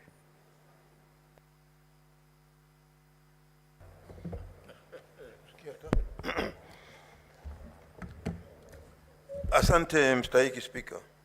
Mstahiki Spika, kitu cha kwanza nataka kumsifu dada yetu Fatma Dulo, seneta wa Isiolo, kwa kuleta malalamishi kama haya mbele ya bunge la Senate. Bwana Spika, ni jambo la kusikitisha sana kuona gavana ambaye ameitwa katika bunge la Senate aje, ama gavana ambaye ameitwa na kamati ya Senate aje ajitokeze na akose kufika. Bwana Spika, ni jambo pia vile vile la kusikitisha kwamba yeye kama kiongozi wa gatuzi la Isiolo ni lazima azingatie sheria na ajue kwamba bunge la Senate ndio linalomshughulikia na kumtafutia pesa ili aweze kutumia kufanya maendeleo ndani ya Isiolo. Bwana Spika, kitu kingine ni kwamba ule uamuzi ambao umechukuliwa hivi sasa, Bwana Spika, katika ulivyochukua huo uamuzi wa kwamba yeye aweze kuitwa tena mbele ya kamati na kupitia kwa mkuu wa polisi, hilo ni jambo zuri, kwa sababu kuanzia hivi sasa kutakuwa na heshima itakayopeanwa na kwa watu kwa maseneta wetu na kuheshimu bunge la Senate, ya kwamba usipokwenda tunaweza kutumia nguvu zetu hapa ndani ya bunge la Senate na tukamwambia mkuu wa polisi uweze kukamatwa na uletwe mbele ya Senate ama kamati ya Senate ili uweze kujibu yale maswali, na tutafanya hivyo tukitumia njia hiyo, na ni kwamba itakuvunjia heshima wewe kama gavana. Manake ukija ukishikwa utatiwa ndani korokoroni, alafu siku ya pili ama baada hiyo weekend ikimalizika utapelekwa katika kamati ya Senate ili uweze kujibu ni kwa nini hawezi kuja. Na hili hatutaki uhusiano kama huo uweze kujitokeza wakati ambapo inatakana serikali ya ugatuzi. Hivi sasa tunawapigania pesa wapate, na hatutaki zipunguzwe, na wao wanafanya tabia kama hizo, na sisi tunaona hiyo si jambo zuri. La mwisho, Bwana Spika, mimi nasema Gavana Guyo aelewe ya kwamba moja wapo katika serikali ya ugatuzi ni Isiolo, na Isiolo si kipochi chake, wala pia vile vile Isiolo si nyumba yake. Aelewe kwamba Isiolo ni gatuzi la watu wa Isiolo, na akiitwa na Isiolo ama akiitwa na kamati ya Senate aweze kujua ya kwamba ni lazima aje afike. Asipofanya hivyo hatua itachukuliwa. Asante sana Bwana Speaker. Thank you, Senator. Honorable Senators, we seem to have a problem with our system. If there are any other senators wishing to contribute to the motion, to the allegations, yes. Very well. By show of hand, we'll start with Commissioner. Asante Bwana Spika kwa kunipa fursa hii. Kwanza kabisa nataka kumshukuru seneta wa kutoka Isiolo, Senator Fatuma Duro, kwa swali ambalo aliuliza ndiposa tuweze kupata mwelekeo. Na tayari Bwana Spika tumepata mwelekeo. Na nataka kumshukuru seneta kwa sababu yeye amekuwa mzoefu na amekuwa kwa muda mrefu katika seneti hii, na maswali ambayo ameuliza Bwana Spika ni swali nzuri kabisa, kwa sababu Gavana Guyo, kile ambacho amehitajika ni yeye kuja hapa katika seneti hii ama kamati ya seneti hii kujibu maswali Bwana Spika. Si maswali ya seneta, ni maswali ambayo watu wa Isiolo wangetaka huduma Bwana Spika, na hiyo ndio maswali ambayo yanaulizwa. Bwana Spika, imenivunja moyo sana kusikia kwamba ya kwamba gavana anakuja katika kamati na hakuna jambo anafanya ila kuleta madharau katika kamati. Bwana Spika, nimemsikiza Senator wa Vihiga, Senator Ostosi, ambaye ni mwenyekiti wa kamati, akisema ya kwamba yule gavana hata baada ya kufika katika ile kamati ni kuonyesha dharau. Bwana Spika, ni kama hawafai, ilhali maseneta hata siku ya leo, Bwana Spika, tumekuwa tukisema ya kwamba pesa ambazo zinakwenda katika kaunti zetu ni mpaka ziongezeke. Bwana Spika, nilimsikiza Senator Dulo akiuliza inawezekanaje sisi tunapigania pesa ziende katika gatuzi ya Isiolo, lakini gavana mwenyewe hawezi kuja kujibu maswali. Bwana Spika, nataka kusema ya kwamba uamuzi ambao umetolewa na Spika siku ya leo na kubaliana nao 100%, Bwana Spika, na umetoa mwongozo ndio hata magavana wengine ambao wako na zile nia ama zile tabia, Bwana Spika, waweze kupata funzo. Bwana Spika, na Bwana Spika, sisi vile tunavyofanya katika seneti hii ni kuwakilisha wananchi wa Kenya, Bwana Spika, katika gatuzi ambazo tumechaguliwa. Bwana Spika, sioni jambo lolote ya kwamba gavana anaogopa kuja kujibu maswali, kwa sababu maswali ambayo anaulizwa ni maswali kuhusu utendaji kazi wake katika kaunti yake, Bwana Spika. Kwa hivyo Bwana Spika, asipokuja inaonekana ni madharau, na nataka kubaliana na Spika vile alivyosema, atafutwe mahali alipo, Bwana Spika, na wakati wote kamati itakapokuwa ikiketi, Bwana Spika, aweze kutolewa, Bwana Spika, kwa sababu faini hizi, Bwana Spika, ambazo amekuwa kitozwa kwake anaona ni mzaha, Bwana Spika, kwa sababu atatoa zile pesa katika akaunti za gatuzi zetu na aweze kulipa, Bwana Spika. Anatoa mkono huu na kuweka katika mkono huu, Bwana Spika. Nataka kukubaliana na nataka kumpongeza tena Senator Dulo kwa kazi nzuri ambayo amefanya na ametutolea mwongozo. Kwa hivyo Bwana Spika, nasema asante. Senator Kajwang'. Mr. Speaker, I'd like to congratulate you for that communication that you have made, and also congratulate Senator Dulo for escalating this matter to the plenary. As a chair of a committee, I have been seized of this matter, and Mr. Speaker, I am one of those chairs or the leaders of those committees that have gone to Isiolo County to carry out our constitutional mandate. Mr. Speaker, when the Public Accounts Committee landed in Isiolo, we were scheduled to have our meetings at the Isiolo County Assembly. The Speaker of Isiolo County Assembly and the entire membership of the Assembly disappeared, including the clerk. We were only left with the Sergeant at Arms. The Governor, whom we had given notice that the Senate would be coming to Isiolo, was a no-show. Mr. Speaker, even the projects that the committee had come to inspect as part of its constitutional mandate, we could not get access to the projects. Mr. Speaker, one of the projects was a market and a county headquarter. The project manager is a Ministry of Public Works. Even the project manager could not get access to those facilities. Mr. Speaker, it must go on record that when we do what we do in committees, it is not vendetta and it is not pursuit for personal glory or any personal gratification. We are doing it because the Constitution requires us to oversight public resources that have been assigned to county governments. I want to say, having visited Isiolo, that the people of Isiolo deserve proper medical services just like the people of Homa Bay. The people of Isiolo deserve representation at the county assembly just like the people of Kiambu or Moranga or any other county. Mr. Speaker, it is obvious that those things are not happening. But we cannot be a house that laments. Mr. Speaker, I perhaps do not agree that this house should be considering a censure motion against a governor because we have the power to impeach a governor. And so we cannot initiate the process that will lead to that impeachment. But what our clerks must do for posterity is to advise senators on the concept of contempt of parliament. Mr. Speaker, the directions that parliament gives in the event of contempt are still subject to judicial review. And yet contempt of court is not subject to any other review. Contempt of the executive is met with dire consequences. We have put ourselves in a position of weakness, Mr. Speaker, by subjecting issues of contempt of parliament to review of other bodies of judicial review. Mr. Speaker, in other jurisdictions, subpoenas are issued and the Inspector General or the head of the police has a responsibility to execute them. Let us not lament The Inspector General of Police was vetted by this House. Order, senators. Senators, order. Let's listen to Senator Kajwang'. 1 minute to conclude, Senator Kajwang'. Mr. Speaker, the Inspector General of Police was vetted by this House. And someone who's an appointee of the Senate cannot then have the guts to defy legitimate instructions and directions of the Senate. And Mr. Speaker, Senator for Kakamega, Senator Khalwale, has gone down in history as having led a march to the office of the Inspector General of Police. We should never appear helpless.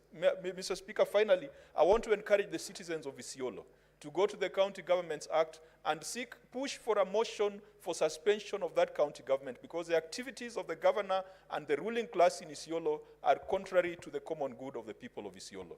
However, Mr. Speaker, this conversation should not be localized to one governor or to one county. This is a problem that we are seeing across several other counties in the 47 county governments. And we need a solution. We need to strengthen the consequences for contempt of parliament without subjecting them to judicial review. Thank you, Mr. Speaker. Thank you, Senator. Senator Ali Roba. Thank you very much, Mr. Speaker. I stand here as a governor who has served 10 years and who has appeared before various committees, including that of Senator Kajwang' severally. One thing, as a governor from my region of northern Kenya, it's a bit embarrassing when you're invited by various committees and consistently you fail to appear, including the committee I chair. The role of oversight committees of Senate is to vindicate you from wrongdoing if you're able to appear and explain the state of expenditure or issues of concern that has been shared. My worry is, what would the governor tell the people of Isiolo County as the reason for failing to appear before various committees of the Senate? And what is it that the governor is hiding so much such that the governor cannot appear before oversight committees of parliament? And what is very unique with this one governor of Isiolo County, Governor Guyo, so that all the other governors having their second term, the first term, are appearing before various committees. However, Governor Guyo finds it impossible to appear before various committees of the Senate. It should be a question that the public of Isiolo needs to ask themselves. What is our governor hiding? Why is it that our governor can't appear as other governors are appearing before oversight committees of the Senate? Because the opportunity to be able to appear and explain issues of concern that has been raised on behalf of the public of Isiolo is an opportunity that any leader, with sound mind at this level of a governor should be able to take that opportunity to freely come without being persuaded to come, unless there is something very serious that he's hiding, or he can't appear because he's ill-prepared to be able to appear. Because now, as you're leading a county and consistently you're being discussed for failing to appear before various committees of the Senate, and that puts you in a very embarrassing situation. I think the direction that the Speaker has given is a sound direction, and all of us need to take advantage of that to be able to make sure that this is enforced on behalf of the people of Isiolo County. Mr. Speaker, I submit. Thank you. Senator Eddie Okech.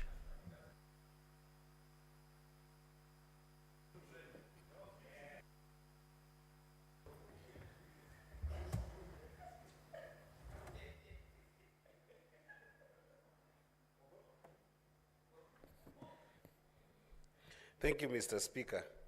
I don't know why the Senator of Senator Chimera is very excited today. Senator from Kwale.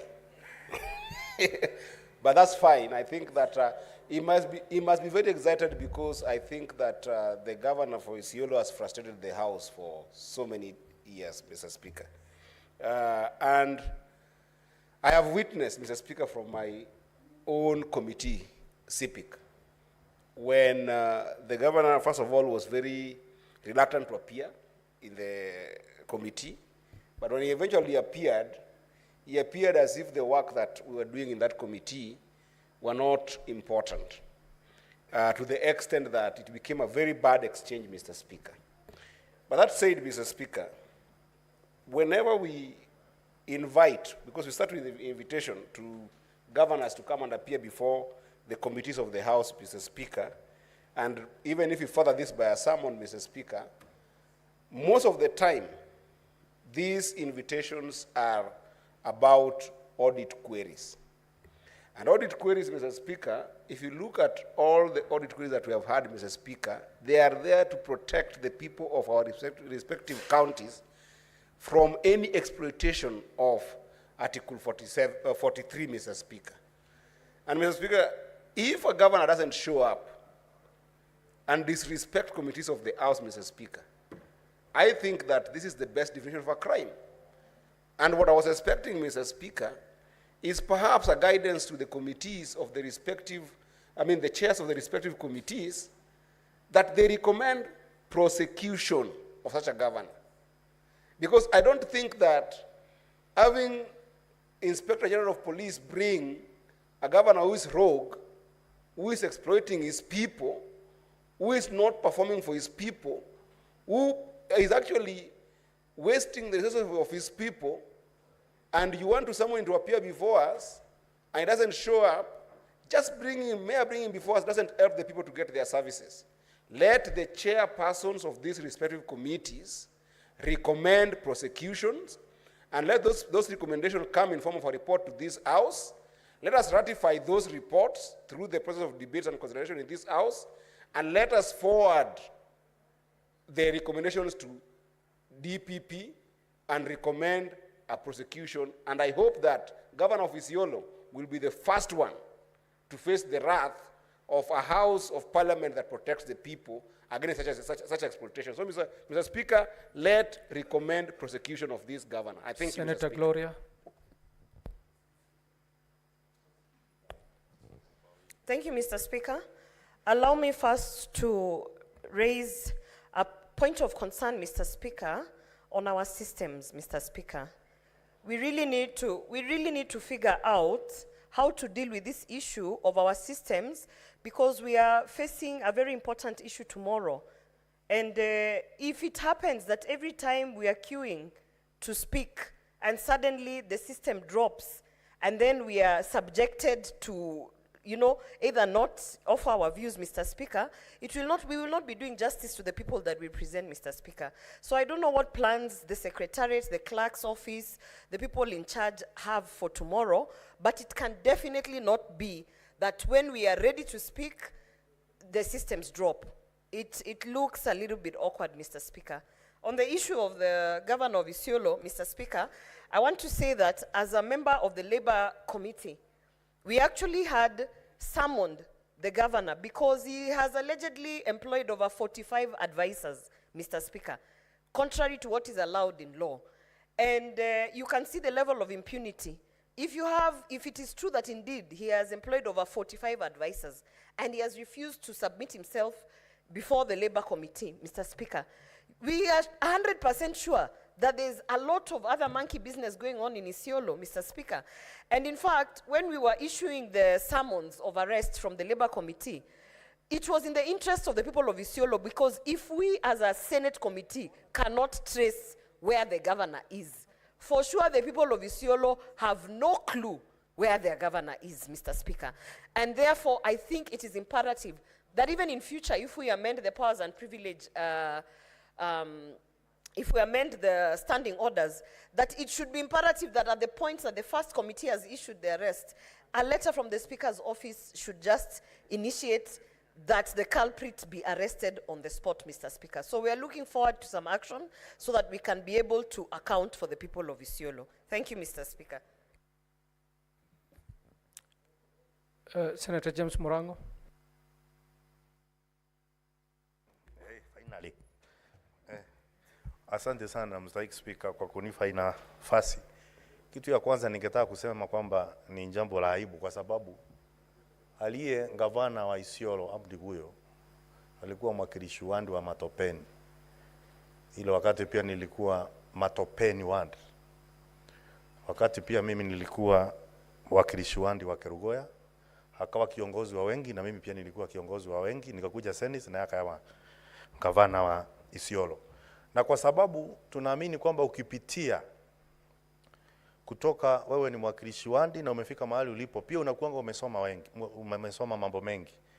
Na ni vibaya na aibu kuonekana kwamba sasa wale wanaofika kuwa mangavana kupitia mawakilishi wadi ni kama watu ambao pia wanaanza kuvunja sheria. Hiyo ni kutuharibia hata sisi, Mstahiki Speaker.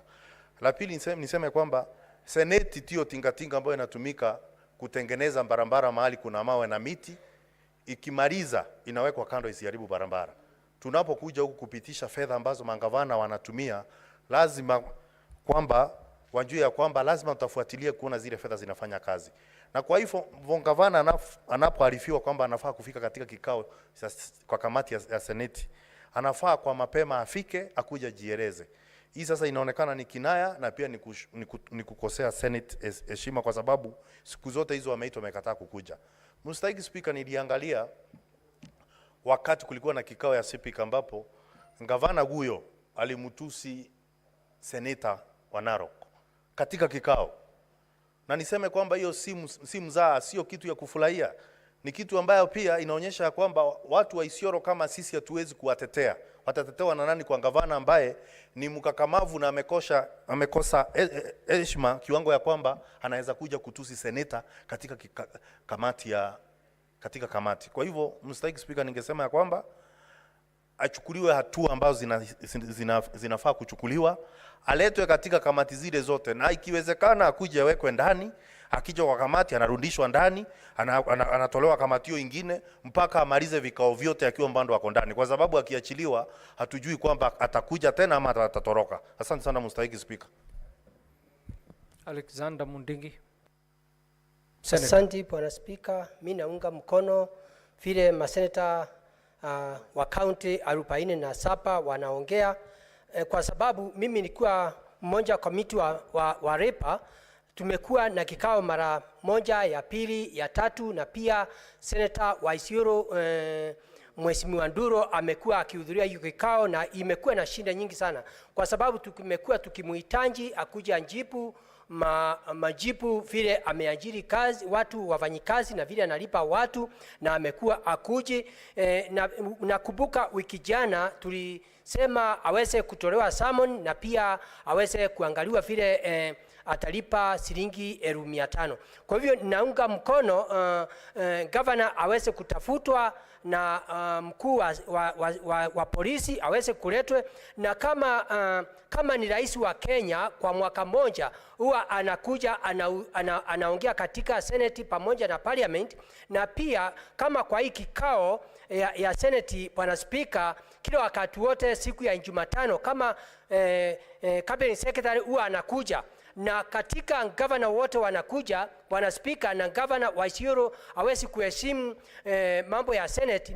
Ningeomba mambo yote machairman wote wa kamati wakae pamoja aweze kutoa mashtaka yake na iandikwe pamoja, na wakati huyo governor ataweza kushukuriwa aweze kuletwa hapa katika kikao ya Senate, akuje akalishwe chini na maseneta 67. Kwa hiyo Bwana Speaker, mimi naunga mkono huyo governor aweze kushukuriwa hatua, kwa sababu najua si tumekuwa hapa kila mara tukiongea mambo ya ukatuzi, tukiongea mambo ya wizara 10, mambo ya hela ya hospitali, mambo ya hela ya wafanyikazi, mambo ya hela hata ya parapara na kila kitu yote, na kama kila wakati wote juu ya tunatetea ukatuzi Bwana Speaker, na ule governor ndiye anafaa ajibu maswali ni kama audit na akuji, tunasunika sana. Kwa hivyo Bwana Speaker, mimi naunga mkono huyo governor aweze kuletwa hapa kwa maseneta wote tuweze kuona vile atachukua hatua. Kwa hiyo Bwana Speaker, naunga mkono nikiwa senator wa Embu County. Asante Bwana Speaker. Senator Chimera.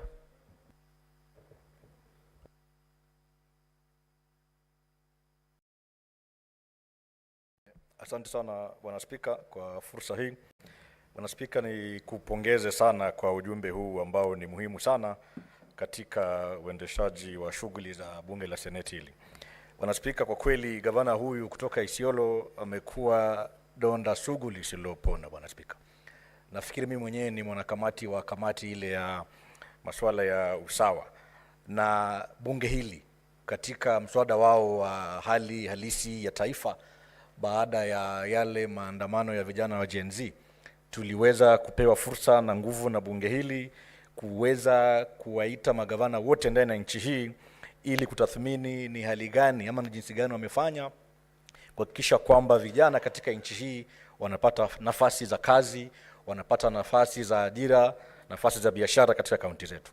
Lakini la kusikitisha ni kwamba gavana huyu wa Isiolo, Mheshimiwa Guyo, nafikiri amekataa katakata kufika katika kamati ile, na ninavyosikia kwamba pia amekataa kuja katika kamati zingine katika bunge letu hili.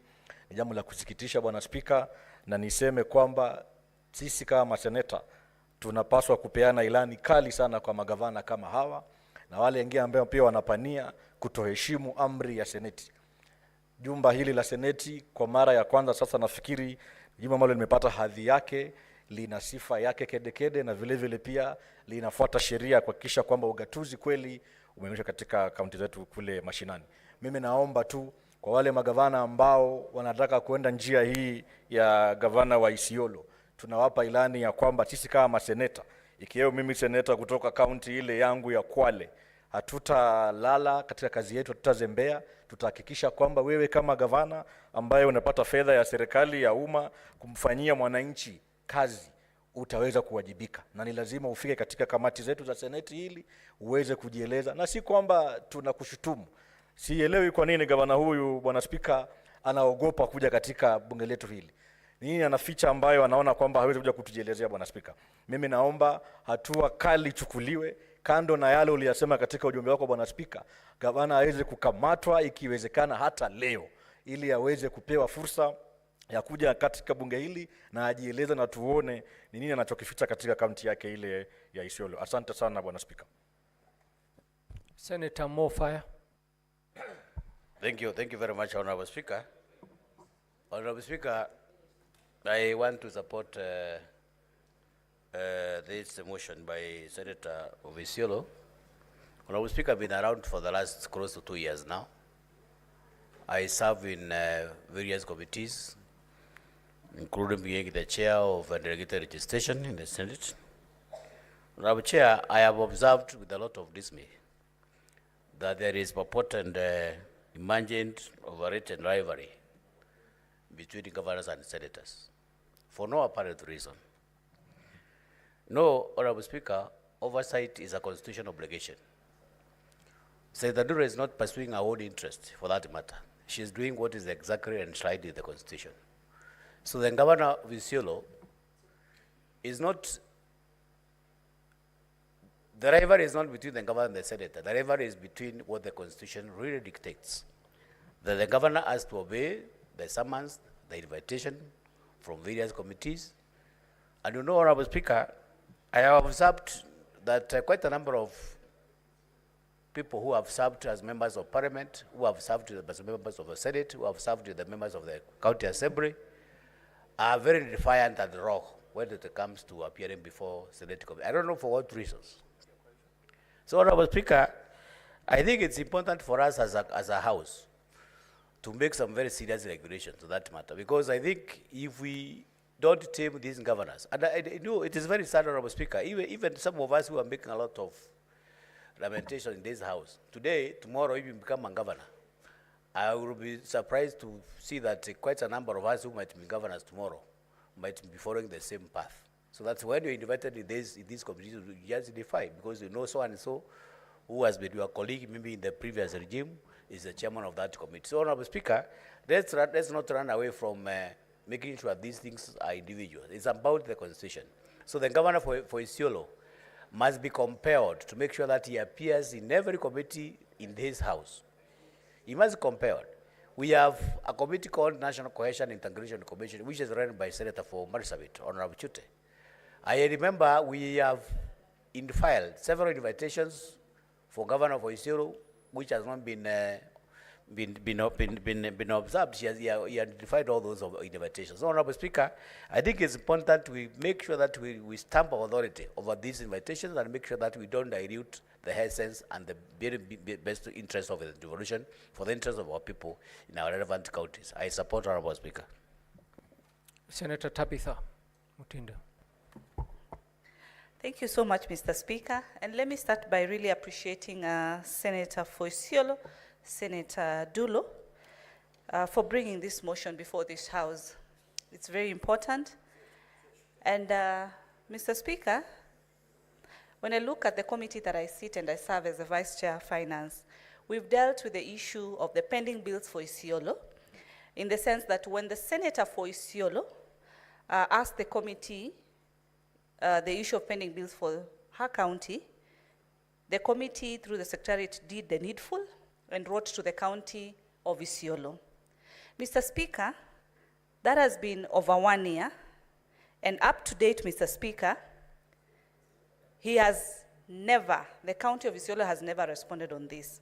As a committee of finance, we summoned the governor, and he gave an excuse indicating that he was hosting a function for Isiolo, a function combined with Marsabit County, among other counties, and that was so much of a priority, unlike appearing to the committee.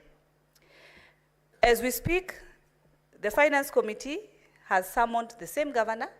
He's supposed to appear next week, the 22nd of this month, on the same response, and we await. Chances are he might not appear, and it is good we are having this discussion because we have other many matters we want to prosecute. The committee that I also sit in, CPIC, it's true, there was an exchange between the same governor and Senator Ledama, something that, as a committee, of course, was a big disappointment. And after that exchange, Mr. Speaker, the same governor's team, I presume, went ahead to put some of the members of the committee on social media, claiming that the senator of Isiolo was just attacking the governor, and we seemed to be condemning that. An issue that shocked us as members because we do not participate in such matters. And so, through you, Speaker, it would be prudent for the governor to appear before this House to be able to answer, because it seems that all the committees, he has chosen not to appear. So the best solution, even before he appears to other committees, it should be for him to appear before this House and be able to answer to the question of why he has decided to disrespect this House. Thank you, Mr. Speaker. Senator Kithuku, do you want to contribute to the allegations made at Isiolo County or the next motion? This one for Isiolo. Thank you very much, Honorable And Speaker. Senator Mogeni, do you want to contribute to the allegations? Or is it the next motion? Okay, just one moment. Kithuku, go ahead. Thank you very much, Honorable Speaker. Honorable Speaker, I wish to congratulate the Senator for Isiolo for bringing this very important matter before this House, Honorable Speaker. Honorable Speaker, I want to join also the Honorable Senators, my colleagues, in condemning the act done by the Isiolo Senator, who have decided not to be appearing before the different committees that he has been invited severally, Honorable Speaker. Honorable Speaker, this House is mandated by the Constitution to take care of the devolution and its government. Honorable Speaker, it is absurd to see to it that the Honorable Governor have decided to deliberately not to appear to these committees that he has been summoned to appear so that, Honorable Speaker, he can answer to issues that are affecting the people of Isiolo. Honorable Speaker, I sometimes even fail to understand what is this that the governor is thinking, because the moment now you start to avoid the senators who are mandated by the Constitution to take care of the devolution, then it shows that, Honorable Speaker, that governor is not even aware of what he's doing. Honorable Speaker, I would wish that this House take very serious measures against this governor, because now, Honorable Speaker, the moment now we allow this, other governors who have the same attitude like him, Honorable Speaker, will one day also try to avoid the invitation by the senator. So, Honorable Speaker, I am of the opinion that this House take a very serious measure and discipline this governor who have deliberately decided not to be appearing before various committees of this House, Honorable Speaker. I sit in the Committee of Cohesion. I am a witness that we have been inviting this governor to appear, but he has deliberately refused to appear to answer to issues that are affecting the people of Isiolo, Honorable Speaker. I therefore support and urge this House, Honorable Speaker, to see to it that this governor serves as an example to other governors who has the same attitude like him. Thank you, Honorable Speaker. Senator Eric Mogeni.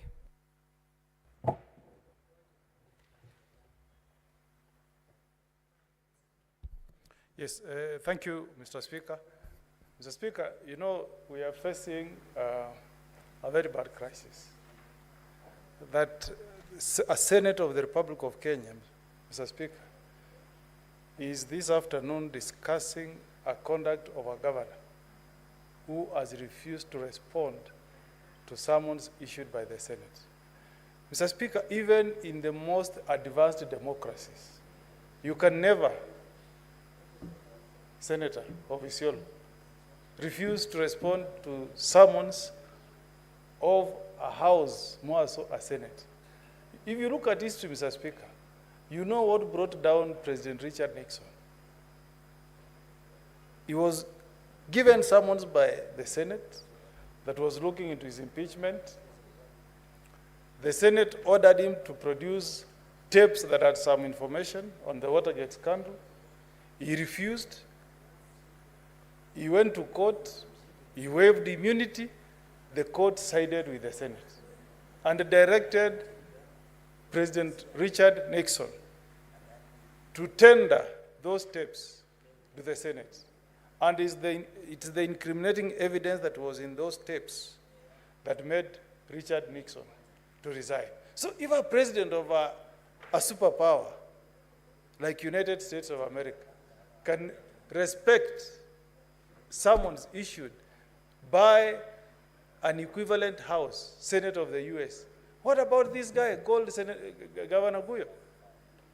I mean, we must rain down on this character.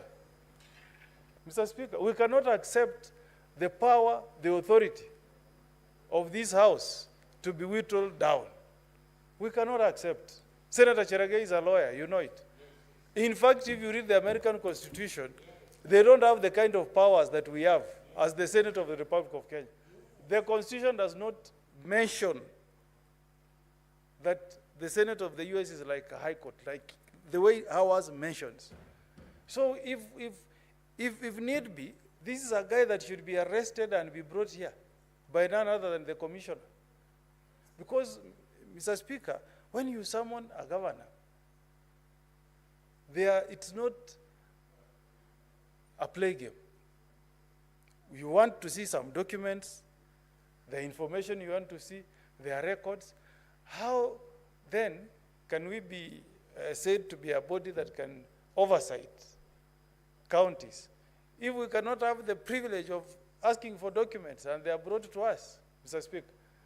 I'm speaking with a lot of pain, Mr. Speaker, because this should not happen in a democracy, more so with a very progressive constitution like the one we have.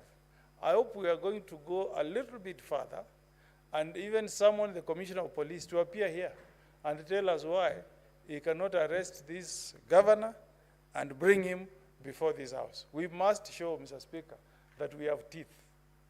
We are not a toothless bulldog. We must demonstrate to the governors, more so this Governor Guyo, Governor of Isiolo, that this House has got teeth and the powers we have are powers equivalent to the High Court. Mr. Speaker, if I get summons from the High Court, I will even skip the session tomorrow. If I'm summoned to appear before the High Court tomorrow, I'll go running. And that's what happens in the US. When you receive subpoenas in the US, you stop everything and respond first to the Senate. In fact, it's worse not to go than even receiving summons. So I support, Mr. Speaker, that we need to do something, and I really support the passion with which the Senator of Isiolo has fought to ensure that there is transparency, that she also does her role of oversight effectively against a governor who thinks that is law unto himself. I support Mr. Speaker. Thank you, Senators. We proceed to the next order. Clerk.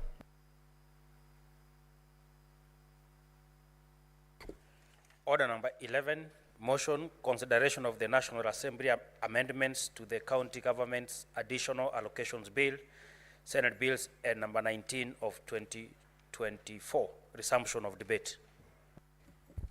Resumption of debate. Senator Cherargei.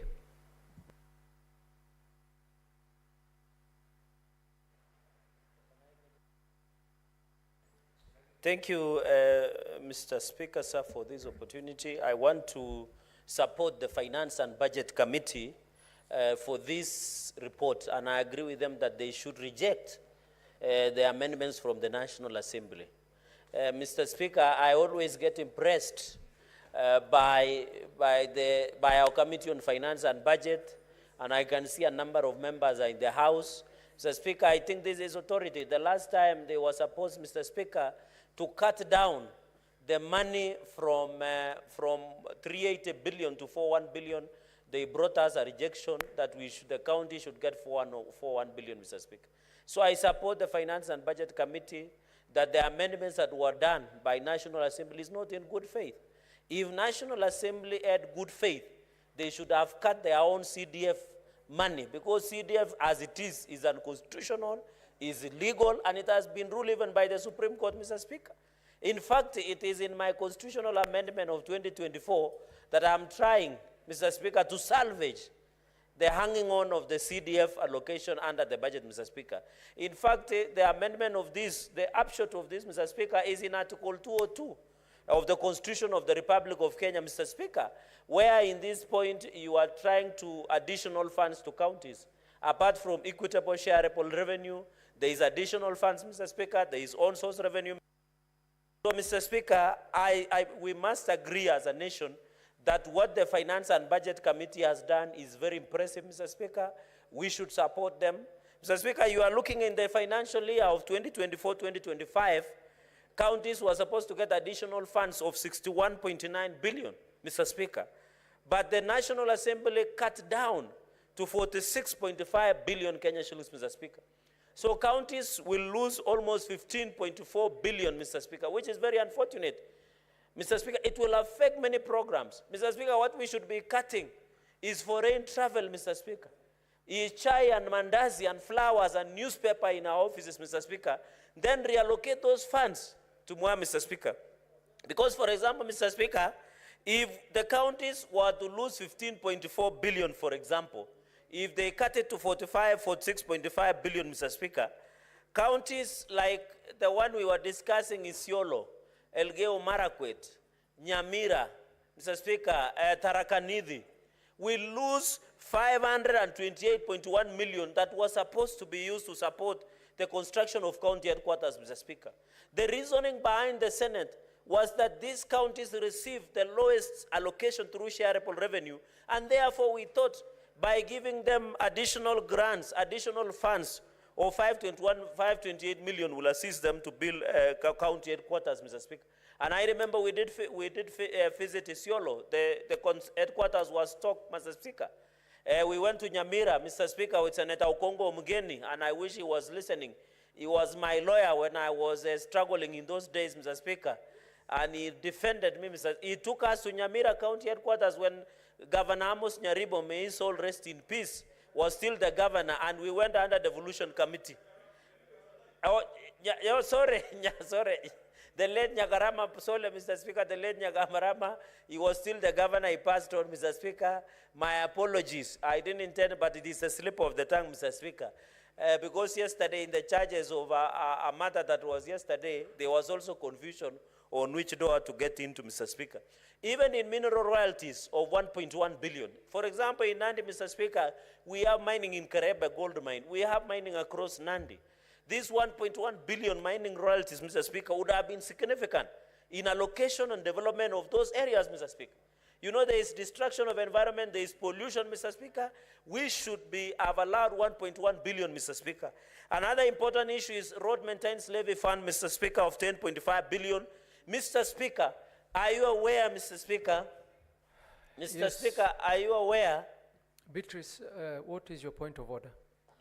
Honorable Speaker, my point of order is on Standing Order 41 on the quorum during the proceedings of the Senate. Honorable Speaker, do we have a quorum to proceed as a House?